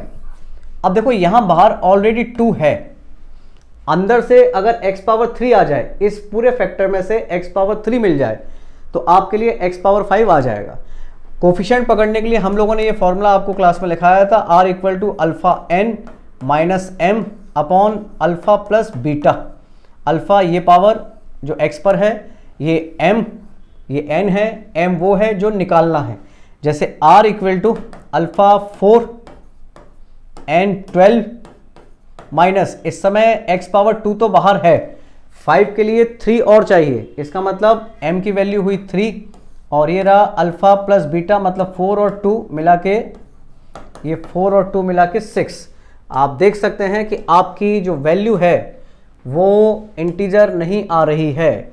So r = 12 48 48 and 3 48 and 3 that is 45 and divided by 6। r is not an integer, r आपका इंटीजर नहीं है। इसका मतलब इस सेक्शन से ऐसा फैक्टर नहीं आएगा जिसमें x⁵ आएगी। इस फॉर्मूले को अब दोबारा इसके लिए अप्लाई कर रहा हूं। अब देखो यहां पर x पावर 1 है बट नीचे है, तो अगर आपको x पावर 5 चाहिए तो आपको इसके अंदर से, इस पूरे सेक्शन के अंदर से x पावर 6 बाहर चाहिए होगा। तो x power 6 divided by x power 1 ये हो जाएगा x पावर 5। तो देखो मैं इस तरह से लिख रहा हूं, इसी फॉर्मूले को फिर अप्लाई कर रहा हूं। r equal to alpha into मतलब 4 इंटू 28 माइनस आपकी रिक्वायरमेंट है कि आपको x पावर 6 चाहिए, क्योंकि 6 और ये x पावर 1 ये डिवाइड होके x पावर 5 में कन्वर्ट हो जाएंगे। सो ये रहा आपका 6, 4 इंटू 12, मैं इसे ज़रा ठीक से लिख लूँ पहले, ये रहा आपके लिए 4 इंटू 4 अल्फा मतलब 4 into 12 minus x power 6 divided by 4 plus 2। So r equal to 4, ये हुआ आपका 48 minus 6 that is 42 and divided by 6 that is 7। इसका मतलब r की वैल्यू हुई आपकी 7, r की वैल्यू आपकी 7 आ रही है। ये वाला सेक्शन आपको कुछ भी नहीं दे रहा है, ये वाला सेक्शन आपको बता रहा है कि आपको x पावर 5 जो मिलेगा वो मिलेगा r इक्वल टू 7 पर। नेक्स्ट स्लाइड पर क्वेश्चन लेके जा रहा हूं मैं। ये हो गया मेरे पास -3 upon x power 4 minus 9 upon x square and power 12, ये पावर रही 12 और हमें पता चल चुका है कि r की वैल्यू हमको 7 यूज करनी है। जनरल फॉर्मूला t r प्लस 1 ये हमने पढ़ा था NCR x to the power n minus r into y to the power r। इसी फॉर्मूला को मैं अप्लाई करने जा रहा हूं। फॉर्मूला मिटा दूं जिससे मेरे पास स्पेस बचे। अब देखिए इसे मैं लिख सकता हूं कुछ इस तरह से, ये रहा 12CR मतलब 7 और माइनस के लिए है तो एक माइनस का मल्टीप्लाई मुझे बाहर करना पड़ेगा पावर 7 के साथ। x power 4 12 minus 7 into 9 upon x square with power 7 और इसका ध्यान रखिएगा ये आगे लिखा हुआ है, इसे मैं यहाँ लिख देता हूँ इंटू -3 अपॉन x। अब देखिए क्या क्या मिलेगा, -1 टू द पावर 7 मतलब नेगेटिव, नेगेटिव ये रहा आपका पॉजिटिव, ये 12C7 और ये आपका 12 माइनस 7 मीन्स आपका ये हुआ 5 4 20 means x to the power 20 into ये 9 power 7 divided by x power 20 14 and into ये रहा 1 अपॉन x साथ में 3। इतनी बात क्लियर भी। अब देखिए यहां से क्या क्या मिल रहा है, x पावर 14 और x 15 मिलकर ये x पावर 20 को कैंसिल किया मतलब बचा x पावर 5। अब मेरे पास जो जो बचा हुआ है जरा उसको लिख लूं। एक तो बचा है ये 3, ये बचा है 9 को लिख सकता हूं मैं 3 पावर 2 मतलब टोटल मिला के 14 और ये लिखा हुआ है 12C7 इसका मतलब 3 पावर 15 इंटू 12C7 ये इस क्वेश्चन का करेक्ट आंसर है। ठीक है भाई, चलिए उम्मीद करता हूँ समझ में आया होगा। अगला क्वेश्चन नंबर हम लोग ले रहे हैं 42। क्वेश्चन नंबर 42 ये क्वेश्चन था आपका 41 कई बार करा चुका हूँ क्लासरूम के अंदर और 42 ये भी मैंने कई बार कराया है क्लासरूम में। इस क्वेश्चन में लिखा हुआ है 1 माइनस 7x और plus 12x square and power -1। इसके लिए आपको बताना है कि x पावर का कोफिशिएंट क्या होगा। पावर पूछी है इसमें 7 के लिए हमसे पूछा गया है x पावर 7 कोफिशिएंट कितना होगा। कोफिशिएंट का मतलब होता है गुणांक, x पावर 7 का गुणांक क्या होगा। तो देखिए x पावर 7 का गुणांक हो या किसी का भी गुणांक हो, बस क्वेश्चन इस फॉर्म में होना चाहिए। हमने देखा था, पूरा सॉल्व भी किया था आपके लिए क्लास में, बट अभी हमें कुछ नहीं करना। अभी तो हमें ये देखना है कि क्या क्वेश्चन इस फॉर्मेट में है। 1 minus 4x plus 3x plus 4 into 3x square, ये हमने फैक्टर कर लिया। इसके बड़ा वाला फैक्टर हमारे पास है 4 और छोटा वाला फैक्टर हमारे पास दैट इज -3। हाँ, तो एक फैक्टर हमारे पास 4 और एक फैक्टर हमारे पास -3। ये इन दोनों नंबर को पकड़िएगा, बस ये दो नंबर हमारे काम के हैं। तो हमारा आंसर हुआ बड़ा वाला पहले 4 to the power 8 minus 3 to the power 8, ये हमारा आंसर है इसका।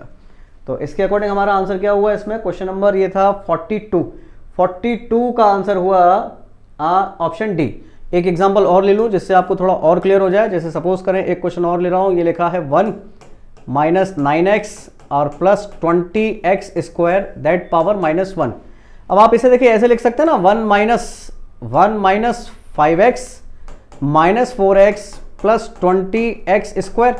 20 मतलब 5 इंटू 4, तो ये आपका बड़ा 5, ये आपका छोटा, ये आपका 4। सपोज करो आपको x to the power n के लिए कोफिशिएंट चाहिए कि x to the power n के लिए कोफिशिएंट बता दीजिए।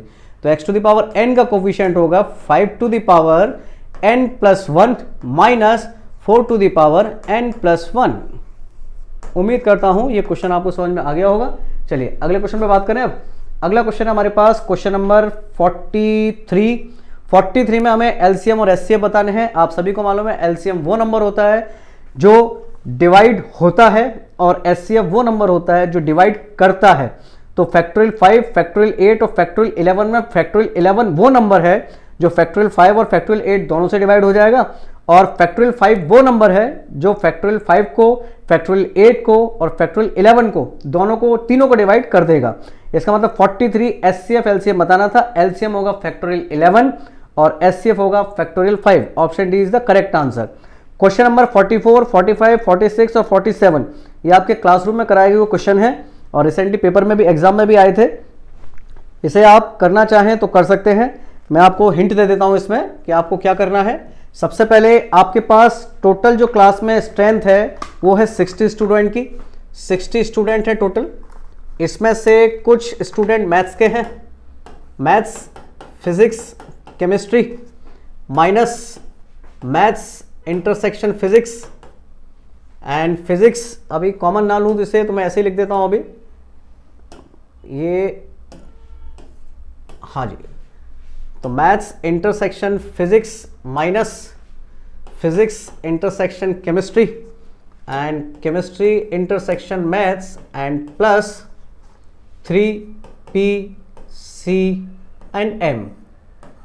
ये आपका क्वेश्चन है। इसमें लिखा हुआ है कि मैथ्स के जो स्टूडेंट हैं, मैथ्स के स्टूडेंट दिए गए हैं हमें 31, ये मैथ्स हैं। फिजिक्स के स्टूडेंट हैं 20, ये 20 हैं, और केमिस्ट्री के स्टूडेंट हैं 29। और ये मैं कॉमन अभी नहीं ले रहा, इसे अभी ऐसे ही छोड़ दिया है मैंने।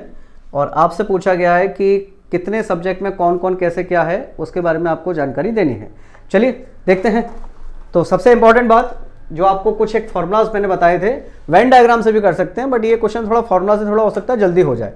अब देखिए करना क्या है कि जब आपसे पूछा जाए एटलीस्ट और जब आपसे पूछा जाए ओनली, तो जब आपसे ओनली 2 के लिए पूछा जाए क्वेश्चन, ओनली 2, तो ओनली 2 के लिए हम लोग लिखते हैं, जो फॉर्मूला हमने पढ़ा था वो ये था, that equal to n A intersection B plus n B intersection C plus n C intersection A minus 3A intersection B intersection सी।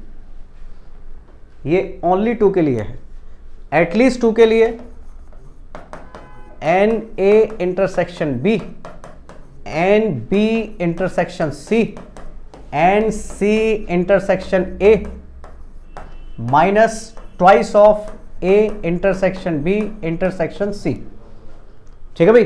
अब देखिए आपके पास ये लिखा हुआ है A intersection B, B intersection C, और ये भी लिखा हुआ है ना भाई।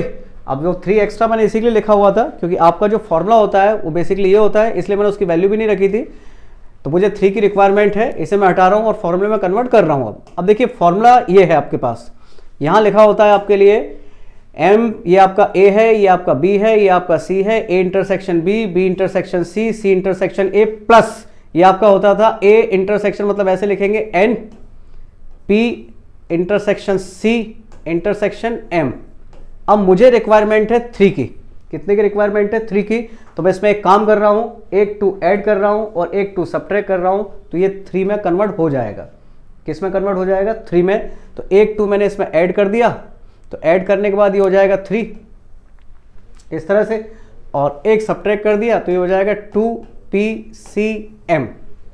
केवल इस फॉर्मूले को यूज़ कर रहा हूँ, केवल ये फॉर्मूला यूज़ करना है मुझे, बस ये फॉर्मूले के लिए मुझे यहाँ 3 की रिक्वायरमेंट थी। अब देखिए आपके पास क्या क्या अवेलेबल हो गया। आपके पास ये 60 है, ये 31 है, ये -20 है, ये -20 +29, ये भी +20, ये माइनस है, ये माइनस है, ये माइनस है, ये प्लस है, इसको मैंने लिया कॉमन, तो ये हो गया MP, M union P plus intersection P intersection C plus C intersection M minus thrice of N P intersection C intersection M, और ये बाहर -2PCM। अब आपके आंसर आने यहाँ से शुरू। पहला आपको चाहिए ओनली 2 के लिए। अब देखिए इसकी वैल्यू 60, ये आपका 31, 29 और ये 20 और ये 29, 31 और 29 ये मिला के हुआ आपका 40, 31 और 9 40, 40 into 60, 60 into 80 दैट इज 80। ये आपका इसकी वैल्यू चाहिए। ये PCM तीनों में जो पास थे लड़के वो थे 4, तो 4 2 जा 8 -8, और माइनस ये वो हैं जिनका कहना है ओनली 2 पास इन, ओनली 2 ये सारे ओनली 2 वाले कलेक्शन करके रखे हुए हैं। अब देखिए ये 60 है, ये 80 है और ये 8 है। इसको आप लिख सकते हैं 60 - 80 एंड +8। 60 - 80 विल बी आपका ये होगा 20 एंड 20 + 8 ये होगा आपका -12। माइनस दोनों कैंसिल हो जाएंगे, तो आपके लिए ओनली 2 वाले जो है ना, ओनली 2 जो 2 सब्जेक्ट में पास हैं उनका नंबर आएगा 12। अब मैं वो नंबर निकालने जा रहा हूं जिसमें होगा एटलीस्ट। एटलीस्ट का मतलब ये है कि उसमें जो कॉमन वाले बंदे हैं वो भी शामिल हो जाएंगे, तो एटलीस्ट 2 हो जाएंगे आपके। 12 + 4 दैट इज 16, ये हो गए 16। और टोटल जो बंदे हैं जो हर एक सब्जेक्ट में पास हैं वो है 1, मतलब एटलीस्ट एक सब्जेक्ट में पास, 1 सब्जेक्ट में जो पास है वो है 60। तो सारा डेटा मेरे पास आ चुका है। इस डेटा को मैं नेक्स्ट स्लाइड पे लिख रहा हूं। At least in 2 subject, at least in 2 subject ये है 16 स्टूडेंट, कम से कम 2 सब्जेक्ट में पास होने वाले स्टूडेंट। ओनली 2, केवल 2 सब्जेक्ट में पास होने वाले स्टूडेंट, जो 2 सब्जेक्ट में पास हुए हैं उनकी संख्या थी 12। केवल वो स्टूडेंट जो एक ही सब्जेक्ट में पास हुए हैं, मतलब एटलीस्ट एक सब्जेक्ट वाले, एटलीस्ट 1 सब्जेक्ट, और ये वही होंगे जो टोटल है दैट इज 60। और अब वो स्टूडेंट एटलीस्ट के बाद वो स्टूडेंट जो केवल एक सब्जेक्ट में पास हैं, only passed in 1 subject, only pass 1 subject, केवल एक ही सब्जेक्ट में पास हुए हो, केवल एक ही सब्जेक्ट में पास हुए हो। तो देखिए ये एक छोटा सा वेन डायग्राम से आपको समझाऊं मैं। ये वो एरिया है जिसमें हर बंदा, ये वाला एरिया जिसमें कोई भी बंदा कम से कम 2 सब्जेक्ट में पास हुआ है, कम से कम 2 सब्जेक्ट में पास हुआ है। ये जो एरिया बचा आपका, ये वो एरिया है जिसमें हर बंदा केवल एक ही सब्जेक्ट में पास हुआ है। टोटल कितना था हमारा जो पास होने वाले बंदे थे 60। इसमें से केवल जो आपके वो बंदे जो एटलीस्ट 2 सब्जेक्ट में पास हुए वो कितने थे 60। तो 16 60 -16 इज इक्वल टू 44। ये वो स्टूडेंट हुए जो केवल एक सब्जेक्ट में पास हुए हैं। तो देखिए सारा डेटा मैंने आपके पास दे दिया। हमसे पूछा गया कि कितने बच्चे हैं जो केवल 2 सब्जेक्ट में पास हुए हैं, वो हैं 12।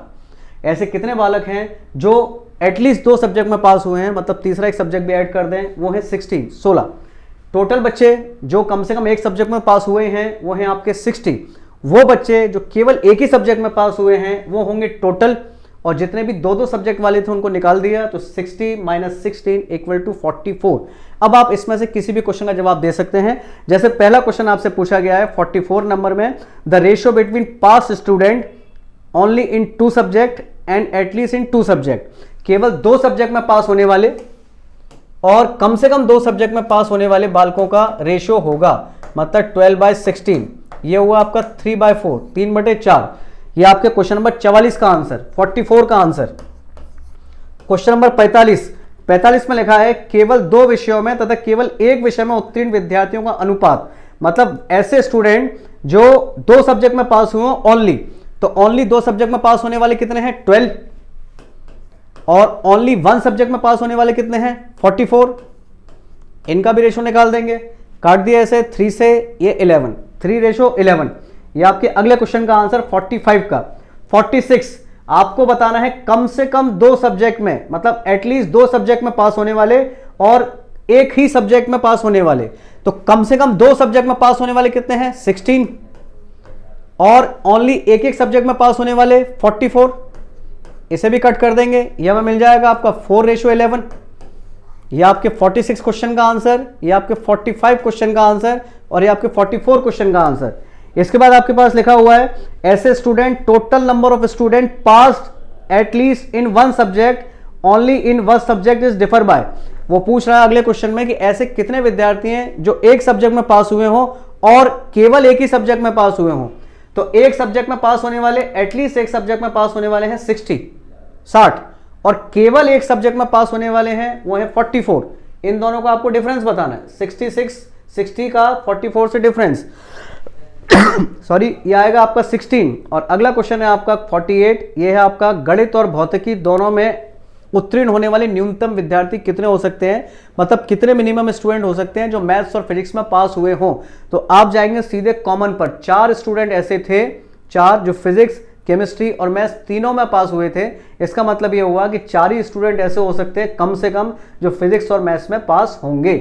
इससे ज़्यादा भी हो सकते हैं, बट 4 से कम नहीं हो सकते, क्योंकि 4 फिजिक्स, केमिस्ट्री और मैथ्स का कॉमन है।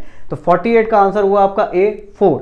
उम्मीद करता हूं कि ये सब आपको समझ में आ गया होगा। केवल ये 2 फॉर्मूलाज का काम है, जो 2 फॉर्मूला मैंने आपको भी लिख के दिए। ये एक फॉर्मूला था आपका एटलीस्ट 2 के लिए, कम से कम 2 विद्यार्थी पास होने के लिए ये फॉर्मूला था आपका, NA intersection B plus NB intersection C plus NC intersection A minus 2 A intersection B intersection C, और केवल 2 के लिए था NA intersection B plus NB intersection C plus NC intersection A minus 3A intersection B intersection C। केवल 3 के लिए ये था। क्लियर ना? तो आप इन दोनों फॉर्मूलों को अप्लाई करके केवल 2 वाले दो वाले निकाल सकते हैं, केवल 2, और यहां से निकाल सकते हैं एटलीस्ट 2, और इसके बाद सारा डेटा आपके पास आ जाएगा। ये मैंने किया है, उम्मीद करता हूं समझ में आया होगा। क्वेश्चन नंबर 49 क्लासरूम का क्वेश्चन है, क्लास में कराया गया क्वेश्चन है। क्वेश्चन नंबर 50 क्लासरूम में कराया हुआ क्वेश्चन है, आंसर है सी। क्वेश्चन नंबर 51 अगर आप सिंपल इसको ओपन भी कर लेंगे तो इसकी वैल्यू आ जाएगी 0। डिटरमिनेंट है एक, मैट्रिक्स का डिटरमिनेंट निकालेंगे आप, तो जब मैट्रिक्स का डिटरमिनेंट की वैल्यू 0 होती है, मैट्रिक्स मतलब अवयव के सारणी की वैल्यू 0 होती है, तो उसको हम कहते हैं अव्युत्क्रमणीय। अव्युत्क्रमणीय मतलब सिंगुलर, तो ऑप्शन हो जाएगा बी 51 का। 52 में आपको लिखा हुआ है a b minus c x square plus b c minus x plus c a minus b equal to 0। इसके रूट्स इक्वल दिए गए हैं, तो आपको बताना है कि ये ए बी सी किस में होंगे। क्लास में कराया था, इसका आंसर है डी एच पी। इसके बाद अगला क्वेश्चन 53 रिलेशन से पूछा गया क्वेश्चन है 53। ये क्वेश्चन आपका रिलेशन से 53 में आपको लिखा हुआ है कि कोई मैट्रिक्स, कोई रिलेशन है a बाई ए, और इसके अंदर 9 एलिमेंट हैं, जिसमें से कुछ एलिमेंट आपको दिए गए हैं -1,0 और 0,1, ऐसे कुछ रिलेशन दिए गए हैं, और आपसे पूछा गया है कि इसमें कितने एलिमेंट होंगे। तो देखिए a बाई ए की बात चल रही है, और टोटल मिला के 9 है। इसका मतलब a के अंदर जो एलिमेंट होने चाहिए वो होने चाहिए 3।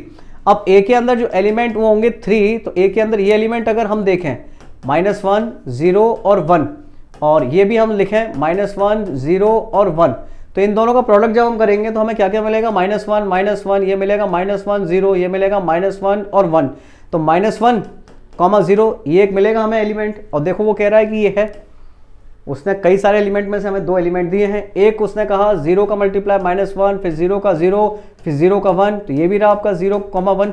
तो उसने जो हमसे कहा था क्वेश्चन के अंदर, क्वेश्चन में हमसे कहा गया कि a बाई ए 9 एलिमेंट आते हैं। उन 9 एलिमेंट में से 2 एलिमेंट उसने हमको दिए थे, हमने भी अपने 3 एलिमेंट a में लिए, 3 एलिमेंट फिर से a में लिए, a का a से मल्टीप्लाई करेंगे, टोटल 9 एलिमेंट आएंगे। 9 में से 2 एलिमेंट हमारे पास लिखे हुए हैं जो हमारे आंसर से इससे मैच कर रहे हैं। तो इसका मतलब ये हुआ कि हमारे पास और a के अंदर जो हमारा सेट a है उसके अंदर ये होने चाहिए -1, 0 और 1, इनका आप आपस में मल्टीप्लाई करके टोटल 9 एलिमेंट बना सकते हैं। So option B is the correct answer. 54 class में कराया गया क्वेश्चन है, ए और बी दो सेट है 54, यही कर देता हूं मैं आपके लिए। क्वेश्चन नंबर 54, ये आपका कोई सेट है ए, ये कोई सेट है बी, इसमें भी कुछ एलिमेंट है, इसमें भी कुछ एलिमेंट है, पता नहीं कितने एलिमेंट है, क्लास उसमें लिखा हुआ है क्वेश्चन में।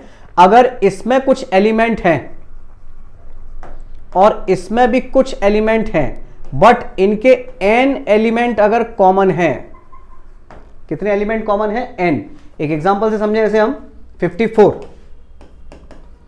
ये हमारा कोई सेट A है, इसमें कुछ एलिमेंट है A B C D और E, इस समय एलिमेंट हो गए ये 5। ये हमारा कोई सेट है B, इसमें भी एलिमेंट है A E F G H I, इसमें भी कुछ एलिमेंट है 1 2 3 4 5 एलिमेंट इसमें है, 1 2 3 4 5 6 एलिमेंट इसमें है। अब देखिए इसमें कॉमन एलिमेंट कितने हैं? इसमें कॉमन एलिमेंट एक तो A है और दूसरा जो है वो आपका B है, तो इसमें हमारे कॉमन एलिमेंट कितने दिए? 2। तो जब आप कॉमन एलिमेंट, ये हमारे कॉमन एलिमेंट है, तो जब आप A intersection B into B intersection A निकालने जाएंगे, तो उसमें जो आपकी कॉमन एक्स वाई वाली जो पेयर आएगी वो होगी 2 पावर 2, दैट इक्वल टू 4। इसका मतलब जितने भी कॉमन एलिमेंट हैं वो। अब हमारे क्वेश्चन में जो कॉमन एलिमेंट है वो सेट ए और सेट बी, इन दोनों में 3 कॉमन एलिमेंट हैं। तो इसका मतलब हुआ कि A intersection B into B intersection A, इसमें टोटल जो एलिमेंट आएंगे वो आएंगे 3 square, so that will B 9। तो आपके इस क्वेश्चन का आंसर होगा 9। नाउ अगला क्वेश्चन है हमारा क्वेश्चन नंबर 55, 56 आपको क्लास में कराया गया है। 55 में आपको बता देता हूं, 55 एक्चुअली PNC से मिलता जुलता क्वेश्चन है 55, लेकिन हम बाइनोमियल थ्योरम से कोशिश करेंगे करने की। से बाइनोमियल थ्योरम में हमें लिखा हुआ है x कोई सेट है 1 2 3 4 और 5, और इसमें कहा गया है कि y सबसेट है x के लिए, z सबसेट है y के x के लिए, और इस तरह से इसे बनाना है कि y और z इसका इंटरसेक्शन फाई आना चाहिए, मतलब इनका इंटरसेक्शन आना चाहिए फाई, बिल्कुल ब्लैंक, खाली, कुछ नहीं आना चाहिए। तो क्वेश्चन नंबर 55 एक अच्छा क्वेश्चन है। अब देखिए इसमें ये सेट है, आप जरा ध्यान से समझना इसको। y कोई सेट है, जैसे मेरे पास ये कोई y सेट है और ये कोई सेट है, y जो है वो x का सबसेट है, इसका मतलब y की वैल्यू 1 2 3 4 5 हो सकती है क्योंकि उसने इक्वल किया है। z की वैल्यू ऐसी लेनी है जिसमें y और z का जो कॉमन पार्ट है दैट शुड बी 5। इसका मतलब ये हुआ कि z इस समय तो आपका 5 आएगा क्योंकि कोई भी एलिमेंट कॉमन नहीं आएगा। ऐसा भी हो सकता था कि y की वैल्यू हम लोग लेते 1 2 3 एंड 4, तो हमारी z फिर आती हमारे पास एक एलिमेंट 5, कोई भी कॉमन नहीं है, तो ये भी सबसेट है x का और ये भी सबसेट है x का, और y और z में कोई भी चीज़ कॉमन नहीं है। ये भी सबसेट है x का और ये भी सबसेट है x का, और x y और z में कोई भी चीज़ कॉमन नहीं है। अब इन दोनों से एक सिस्टम बन के आया, सिस्टम ये बन के आया कि जब आपने y के लिए 5 एलिमेंट लिए तब z में एक भी एलिमेंट नहीं आया, जब आपने y के लिए 4 एलिमेंट लिए तब z में एक एलिमेंट आया, जब आप y के लिए 3 एलिमेंट लोगे तो z में 2 एलिमेंट आएंगे, जब आप y के लिए 2 एलिमेंट लोगे तो z में 3 आएंगे। इसको मैं कुछ इस तरह से लिख सकता हूं, 5 एलिमेंट में से लिए y के लिए मैं एक भी एलिमेंट नहीं ले रहा। इतनी बात क्लियर भी? 5 एलिमेंट में से y के लिए एक भी एलिमेंट नहीं ले रहा, तो फिर z के लिए कितने एलिमेंट लिए जा सकते हैं? पूरे के पूरे 5। अब अगर आपने z के लिए पूरे के पूरे 5 एलिमेंट ले लिए तो पांचों एलिमेंट से मिला के जो सबसेट बनेंगे वो होंगे इनटू 2 पावर 5। ठीक है भाई? या फिर ऐसा भी हो सकता है कि आप y के लिए एक एलिमेंट चूज कर लें और आपके लिए अब बचते हैं 4 एलिमेंट। इन 4 एलिमेंट से आप z के लिए जो सबसेट बनाएंगे वो होंगे 2 पावर 4, क्योंकि सबसेट का फॉर्मूला होता है 2 पावर नंबर ऑफ एलिमेंट। या फिर ऐसा भी हो सकता है कि आप x के लिए एलिमेंट लें 2, तो आपके y z के लिए जो एलिमेंट बचेंगे, y के लिए एलिमेंट लें 2, तो z के लिए जो एलिमेंट बचेंगे वो बचेंगे 3, सबसेट हो गए 2 पावर 3। या फिर ऐसा हो सकता है 5c3 y के लिए, तो z के लिए बचे केवल 2 पावर 2 सबसेट। या फिर ऐसा भी हो सकता है कि y के लिए आप 4 एलिमेंट लें, तो z के लिए बचा केवल एक एलिमेंट 2 पावर 1 सबसेट। या फिर ऐसा हो सकता है कि आप y के लिए पूरे 5 एलिमेंट ले लीजिए, तो आपके लिए z के लिए अब कुछ भी नहीं बचा, मतलब ये वाला केस बन रहा है। अब तो सारी केस मैंने बना दिए भाई। अब आप जरा इसको गौर से देखें तो ये क्या लिखा हुआ है, देखिए लिखा हुआ है 5c0 इंटू 1 पावर 5 इंटू ये आपका सॉरी 1 पावर 5 और ये 2 पावर 5। अब 1 पे तो कोई भी पावर लगी हो कोई मतलब है ही नहीं है, तो 1 पे पावर नहीं लिख रहा मैं, सो 1 पावर ये लिखा हुआ है आपका 0। इसके बाद आगे जा रहा हूं, इसको लिख रहा हूं मैं प्लस 5c1 1 पावर 1, यहां 0, ये लिखा हुआ है 2 power 4 plus 5c2 1 power 2 into 2 power 3 plus 5c3 1 power 3 into 2 power 2 plus 5c4 1 power 4 into 2 power 1 and 5c5 1 power 5 सो हाँ वहाँ पेन नहीं चल रहा है। अब देखो इसको थोड़ा सा अगर आप मिलाने की कोशिश करें ना सिमिलर, तो देखो इसकी शक्ल कुछ कुछ इसके जैसी दिख रही है। nc0 x to the power n into y to the power 0 plus nc1 x to the power means 2 power, ये हमारे पास हुआ 2 पावर, इसे आप लिख सकते हैं 2 पावर n-1, जो इस समय लिखा हुआ है x, आप दोनों को मिला लीजिए, बिल्कुल ऐसे ही लिख रहा हूं, और y power 1 x power n 2 power 5 y power 0 1 power 0 2 power 4 x power n-1 means 5 1, ये आ गई आपकी 4। तो देखिए पूरा एक्सपेंशन है ये। अगला स्टेप होगा प्लस nc3 मतलब nc2 x power n-2 into y square, ये एक्सपेंशन जाके खत्म होगा यहाँ पर, इसे हम लिख सकते हैं x plus 1 power n, x plus 1 power n, 1 इसीलिए क्योंकि इस समय ऊपर आपके पास जो है 1 लिखा है, इसे लिख सकते हैं x plus y power n। अब मेरे पास जो ऊपर क्वेश्चन लिखा है इसमें x की वैल्यू आ रही है 2 और y की वैल्यू आ रही है 1, तो इसे मैं लिख सकता हूं 2 plus 1 power 5 that equal to 3 power 5। तो ये आपका इस प्रकार से आंसर हुआ, इस क्वेश्चन का आंसर हुआ 3 पावर 5। केवल सारा खेल इसी बात को था कि कितने एलिमेंट आएंगे। अगर y में 5 आएंगे तो z में 1 भी नहीं आएगा, y में 4 आएंगे तो z में 1 आएगा, तो z के सबसेट बना लिए और इस हिसाब से पूरा मैंने इसको अरेंज कर दिया। अब तो केवल आप इनकी फैक्टोरियल की वैल्यू भी अगर खोल दें और इनको ओपन कर दें, 5c0 को ओपन कर लें एंड 2 पावर 5 का वैल्यू 32, 5c1 का वैल्यू 5 एंड 2 पावर 4 का वैल्यू 16, 5c2 का वैल्यू आपका factorial 5 divided by factorial 3 into factorial 2 और 2 पावर 3 8, 5c3 फिर से वही factorial 5 divided by factorial 3 factorial 2 और 2 पावर 2 और 5c4 का वैल्यू आपका 5 और ये 2 और 5c5 का वैल्यू 1। ये भी ना करें तो केवल आप इनको ही सॉल्व कर लें तो अब भी आपका आंसर वही आएगा जो 3 पावर 5 का आंसर आता है। 3 पावर 5 होती है 3 इंटू 3 इंटू 3 इंटू 3, मतलब 81 इंटू 3 दैट इज 243। ये ना करें, अगर समझ में ना आया हो तो केवल इसको भी सॉल्व कर लेंगे तो आपका आंसर आ जाएगा 3 पावर 5 के इक्वलेंट। तो आप इसे भूल जाएं, केवल इसी को सॉल्व करके देखें, सॉल्व इट, आप अपने आंसर पर पहुंच जाएंगे। ठीक है भाई, चलिए अगला क्वेश्चन है आपका 56, क्लास में कई बार कराया हुआ क्वेश्चन है। बात कर रहे हैं हम 57 पर। 57 में लिखा है 5 to the power 9 and 7 to the power 9, ये किससे डिविजिबल है?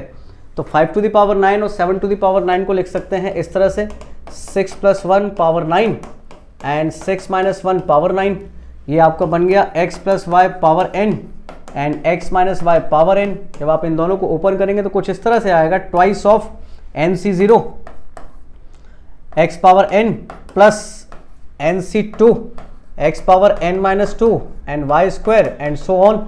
मतलब जितनी भी 0, 2, 4, 6 ये सबको सब बच जाएगा। तो आप इसको इस तरह से कैसे लिख सकते हैं, इसे लिख सकते हैं ट्वाइस NC0 6 पावर। क्लियर। अगला भाई NC2 6 पावर 2 कम, 2 के गैप से जा रहा है ना, प्लस NC4 6 पावर, और इस तरह करते करते आखिरी स्टेप पे पहुंचेंगे 0, 2, 4, 6 and 8, that is 9C8 and 6। ये 9 फिर 7 फिर 5 फिर 3 और फिर 1, ये आखिरी में ये स्टेप आएगा। अब देखिए यहां से अगर आप कॉमन लें तो 2 तो ऑलरेडी है, ज़्यादा से ज़्यादा 6, 6, 6 और 6, ये 6 कॉमन। अब अंदर कुछ भी लिखा हो, अंदर मेरे पास बचेगा 9C0 6 power 8, 9C2 6 power 6 and so on. So ये होगा 6 इंटू 2 मतलब 12, 6 इंटू 2 मतलब 12। अब अंदर कुछ भी लिखा हो इससे कोई फर्क नहीं पड़ता, क्योंकि दिया गया जो नंबर है that will be divisible by 12। ऐसा आपके ऑप्शन में लिखा हुआ है कि आपको ऑप्शन दिए गए हैं कि बताइए किससे डिवाइड होगा, 5 से, 7 से या 12 से। तो ये डिवाइड किससे होगा, 12 से। क्लियर भाई। इसको थोड़ा सा आप चाहो तो मैं आपके लिए एक सिंपल सा फॉर्मूला लिख देता हूँ। ये एक फॉर्मूला है जिसको आप यूज़ कर सकते हैं, x plus y power n और x minus y power n is equal to twice of NC0 x to the power n, NC2 x to the power n minus 2 y square, NC4 x to the power n minus 4 and y4 and so on. Clear. तो आप इसको apply करके देखिएगा। और इसी तरह एक और होता है, अगर बीच में माइनस होता तो ये होता आपका माइनस वाला, बता रहा हूं मैं, x plus y power n minus x minus y power n, ये होगा ट्वाइस, ये नेगेटिव वाला पहला टर्म कैंसिल हो जाएगा, that will be NC1 x to the power n minus 1 into y plus NC3 x power n minus 3 into y power 3, और इसी तरह से ये जाएगा। क्लियर। तो आप इन दोनों फॉर्मूले की यूज से, इस वाले की यूज से आप अपना ये वाला क्वेश्चन नंबर 57 को कर सकते हैं। मैंने आपको करके दे दिया है। 5 पावर 9, 5 पावर 9 को मैंने लिख दिया था 6 प्लस 1 पावर 9, और 7 को लिखा था 6 माइनस 1 पावर 9। ये वाला फॉर्मूला अप्लाई कर दीजिएगा, आपको आंसर आ जाएगा 12 से डिविजिबल होगा। चलिए अगले क्वेश्चन में बात किया जाए। क्वेश्चन नंबर 58, ई पावर साइन एक्स को हम टी ले लेंगे। क्वेश्चन नंबर 58, ई पावर साइन एक्स, ई पावर माइनस साइन एक्स, और आपका लिखा है इक्वल टू 3। इसमें आपके पास लिखा है e power sine x minus 1 upon e power sine x equal to 3। आप ई पावर साइन एक्स, इसको अगर आप y ले लें तो आपके पास हो गया y minus 1 upon y equal to 3, y square minus 3y, LCM ले रहा हूं मैं इसका, y square minus 3y and minus 1 equal to 0। इसके बाद आप इसको धराचार मेथड से सॉल्व कर लीजिएगा। तो इसमें 2 रूट आएंगे, एक रूट रियल आएगा और एक रूट इमेजनरी आएगा। आप इसके बाद सॉल्व कर सकते हैं। तो इसका आंसर होगा 58 का सी। धराचार मेथड सबको मालूम है, y equal to minus b 3 plus minus b square means 3 का स्क्वायर 9 माइनस 4ac मीन्स आपका ये हो गया 4, ये आपका a और ये आपका c मिला के बना 4 इंटू 1 मतलब ये आ जाएगा -1 divided by 2। So y equal to 3 plus minus 13 divided by 2। So एक चीज़ हमें और पता है कि साइन एक्स की वैल्यू -1 और 1 के बीच में लाए करती है। तो इसके बाहर अगर कोई वैल्यू जाएगी तो वो इमेजनरी हो जाएगी, इसके अंदर कोई वैल्यू आएगी तो वो रियल हो जाएगी। रूट 13 का वैल्यू अप्रॉक्सी जो रूट 16 है, रूट 16 का वैल्यू होता है 4, रूट 9 का वैल्यू होता है 3। तो 3 और 4 के बीच में इसका वैल्यू आएगा। तो 3 और 4 के इसके बीच में कोई वैल्यू आया तो आप यहाँ से वैल्यू निकालेंगे तो एक बार इसकी वैल्यू आएगी पॉजिटिव और एक बार वैल्यू आएगी नेगेटिव। नेगेटिव वैल्यू अगर -1 और 1 के बीच में आ गई तो वो रियल है, अदरवाइज इमेजनरी। और पॉजिटिव वैल्यू भी अगर -1 और 1 के बीच में आ गई तो वो रियल है, अदरवाइज पॉजिटिव। रूट्स मैंने निकाल दिए हैं, केवल अरेंज करना है। एक इसका रियल आएगा और एक इसका इमेजनरी आएगा, आप चेक कर सकते हैं। सो करेक्ट आंसर इसका आएगा ऑप्शन सी। 59 क्वेश्चन में अभी आपको करा के आया हूँ। 59 में लिखा हुआ था ये इस तरह का क्वेश्चन, 1 + z और 1 + z कॉन्जुगेट। इसका आंसर आया था अल्फा, क्योंकि इसके लिए हमें कहा गया था कि z इसका जो आर्गुमेंट है z का वो अल्फा है। ये ऑलरेडी मैं डन पहले ही करा चुका हूँ, शुरुआत के क्वेश्चनों में आपको मिल जाएगा। ये क्वेश्चन मैंने कराया था, आपके जो क्वेश्चन दिया था एक आपको, क्वेश्चन नंबर कहाँ गया, क्वेश्चन स्टार्टिंग में था शायद से। हाँ देखिए अभी तो नहीं मिलेगा क्वेश्चन, खैर 18, 19, 20, 21, 20, ये आपको, हाँ क्वेश्चन नंबर 28 के साथ मैंने इसे कराया था। So very similar to question number 28 को जाके चेक कीजिएगा भाई, 28 में आपको मिल जाएगा। 59, 28 जैसा। इसके बाद आपका क्वेश्चन नंबर 60, ये एक अच्छा क्वेश्चन है।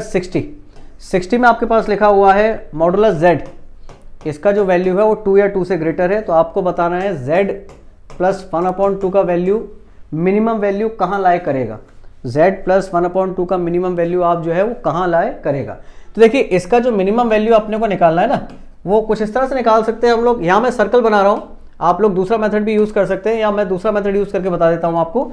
इसका जो आएगा उसके अपन लिख सकते हैं दैट इज़ ये लिखा हुआ है z और ये लिखा हुआ है z + 1। इसका जो सेंटर है वो है आपका 0, 0,0 और इसकी जो रेडियस है वो है 1 और 2, 1 और 2। तो ये आपका सर्कल है, ये आपका क्या है, सर्कल। और अब आपको बताना है कि अगर आपके पास ये वाला सर्कल हो जिसका रेडियस आपको पता नहीं कितना होगा, बट सेंटर है -1/2, तो सेंटर हुआ -1/2,0। अब इस सेंटर को मिला के अगर मुझे इसका एक सर्कल बनाना है तो एक सर्कल तो ये बनाया जा सकता है, एक सर्कल तो ये बन सकता है।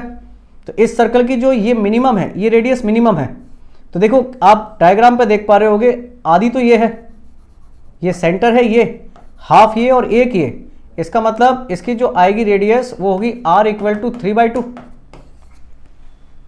ये इसकी मिनिमम वैल्यू होगी 3/2 और मैक्सिमम इसकी आगे से निकाल सकते हैं। अब मैक्सिमम मिनिमम निकालने के लिए आपने एक छोटा सा फॉर्मूला और पढ़ा था, वो भी मैं लिख देता हूं। ये आपने पढ़ा था इस तरह से, z + 1/2, इसकी वैल्यू आप इस तरह से लिखते थे मॉडुलस z + 1/2, और दूसरा आप लिखते थे मॉडुलस z - 1/2। ये शायद आपको याद हो, इस तरह हम लोग लिखे थे, कभी ना कभी फॉर्मूले आपने जरूर किए होंगे। अब इसकी वैल्यू हमें कितनी दी है मॉडुलस z की, दैट इज 2। इसका मतलब 2 - 1/2, 2 × 2 = 4, और ये हुआ आपका 3/2, ये हुई मिनिमम। और मैक्सिमम अगर निकालना हो, जो नहीं निकालना है बट मैं आपको निकाल के दे रहा हूँ, ये हुई 2 + 1/2, ये हुई आपकी 5/2। ये मिनिमम है, ये मैक्सिमम है। तो मिनिमम मैक्सिमम हमने कई बार सीखी थी, एक बार मैंने सर्कल से भी बता दिया। अब हमें वो क्वेश्चन दिया गया है, हमसे पूछा गया है कि ये जो 3/2 है ये किसके बीच में आएगा। तो हमारे लिए इसके पास जो ऑप्शन अवेलेबल थे वो ऑप्शन था एक सी। इसमें लिखा था कि 1 से 2 के बीच में लाई करेगा, 1 से 2 के बीच में लाई करेगा। इसका मतलब है 3/2 की वैल्यू होती है समथिंग 1.5, तो 1.5 इसके बीच में आएगा। इसका मतलब आपका C option is the correct answer, कि आपका जो मिनिमम रेडियस है that will be lie in the interval of 1 × 2। अगला क्वेश्चन हमारे पास क्वेश्चन नंबर 61। कई क्वेश्चन की मैं हिंट दे रहा हूं, कई क्वेश्चन की कैलकुलेशन में बीच में छोड़ दे रहा हूं। मेरा आपसे निवेदन है कि प्लीज आप इन सबको कर लीजिएगा। आप देख पा रहे हैं पूरे 120 क्वेश्चन का सेट है, तो कई क्वेश्चन जो मैंने आपको क्लासरूम में करा दिए हैं उनको जस्ट मैं आपको थोड़ा समझाते हुए निकल रहा हूं। हाँ, कैलकुलेशन में थोड़ा सा ज़्यादा भी हो सकती है किसी चीज़ में, तो आप मेरी बात समझ ही रहे होंगे, कॉपरेट कीजिएगा प्लीज़। ऐसा नहीं कीजिएगा कि किसी क्वेश्चन का सर आपने किसी का आंसर पूरा नहीं बताया, क्योंकि कई बार पूरा बताना पॉसिबल नहीं हो पा रहा है ना, क्योंकि क्वेश्चन बहुत है मेरे पास और आप देख रहे हैं ऑलरेडी वीडियो बहुत लंबा होता जा रहा है। फिर भी कोशिश कर रहा हूं मैं, जो क्वेश्चन बहुत टफ पढ़ सकते हैं उनका पूरा सॉल्व भी करा दिया जाए। क्वेश्चन नंबर 61 में आपका लिखा हुआ है sigma k = 1 and 10 sin 2k pi upon 10 11 and plus I cos 2k pi upon 11। और आपको बताना है कि इसकी वैल्यू क्या होगी, इसमें बताना है द वैल्यू ऑफ दिस कि इसकी वैल्यू क्या है। तो देखो क्वेश्चन तो वैसे ठीक है, अगर इसको वैल्यू करने जाए तो बहुत टाइम लग जाएगा, तो अपन एक छोटा सा काम कर रहे हैं इसमें इसका यूलर फॉर्म देख रहे हैं। यूलर फॉर्म आप लोगों ने पढ़ा था cos थीटा प्लस आई साइन थीटा होता है, बट यहाँ पे जो आई है वो cos के साथ है, तो पहले तो आई कॉमन ले लेते हैं। तो आई हमने कॉमन लिया तो आई आ गया बाहर। अब अगर आई यहाँ से कॉमन लोगे, जैसे ये सपोज करो यहाँ से निकल गया, तो ये आ जाएगा 1/i।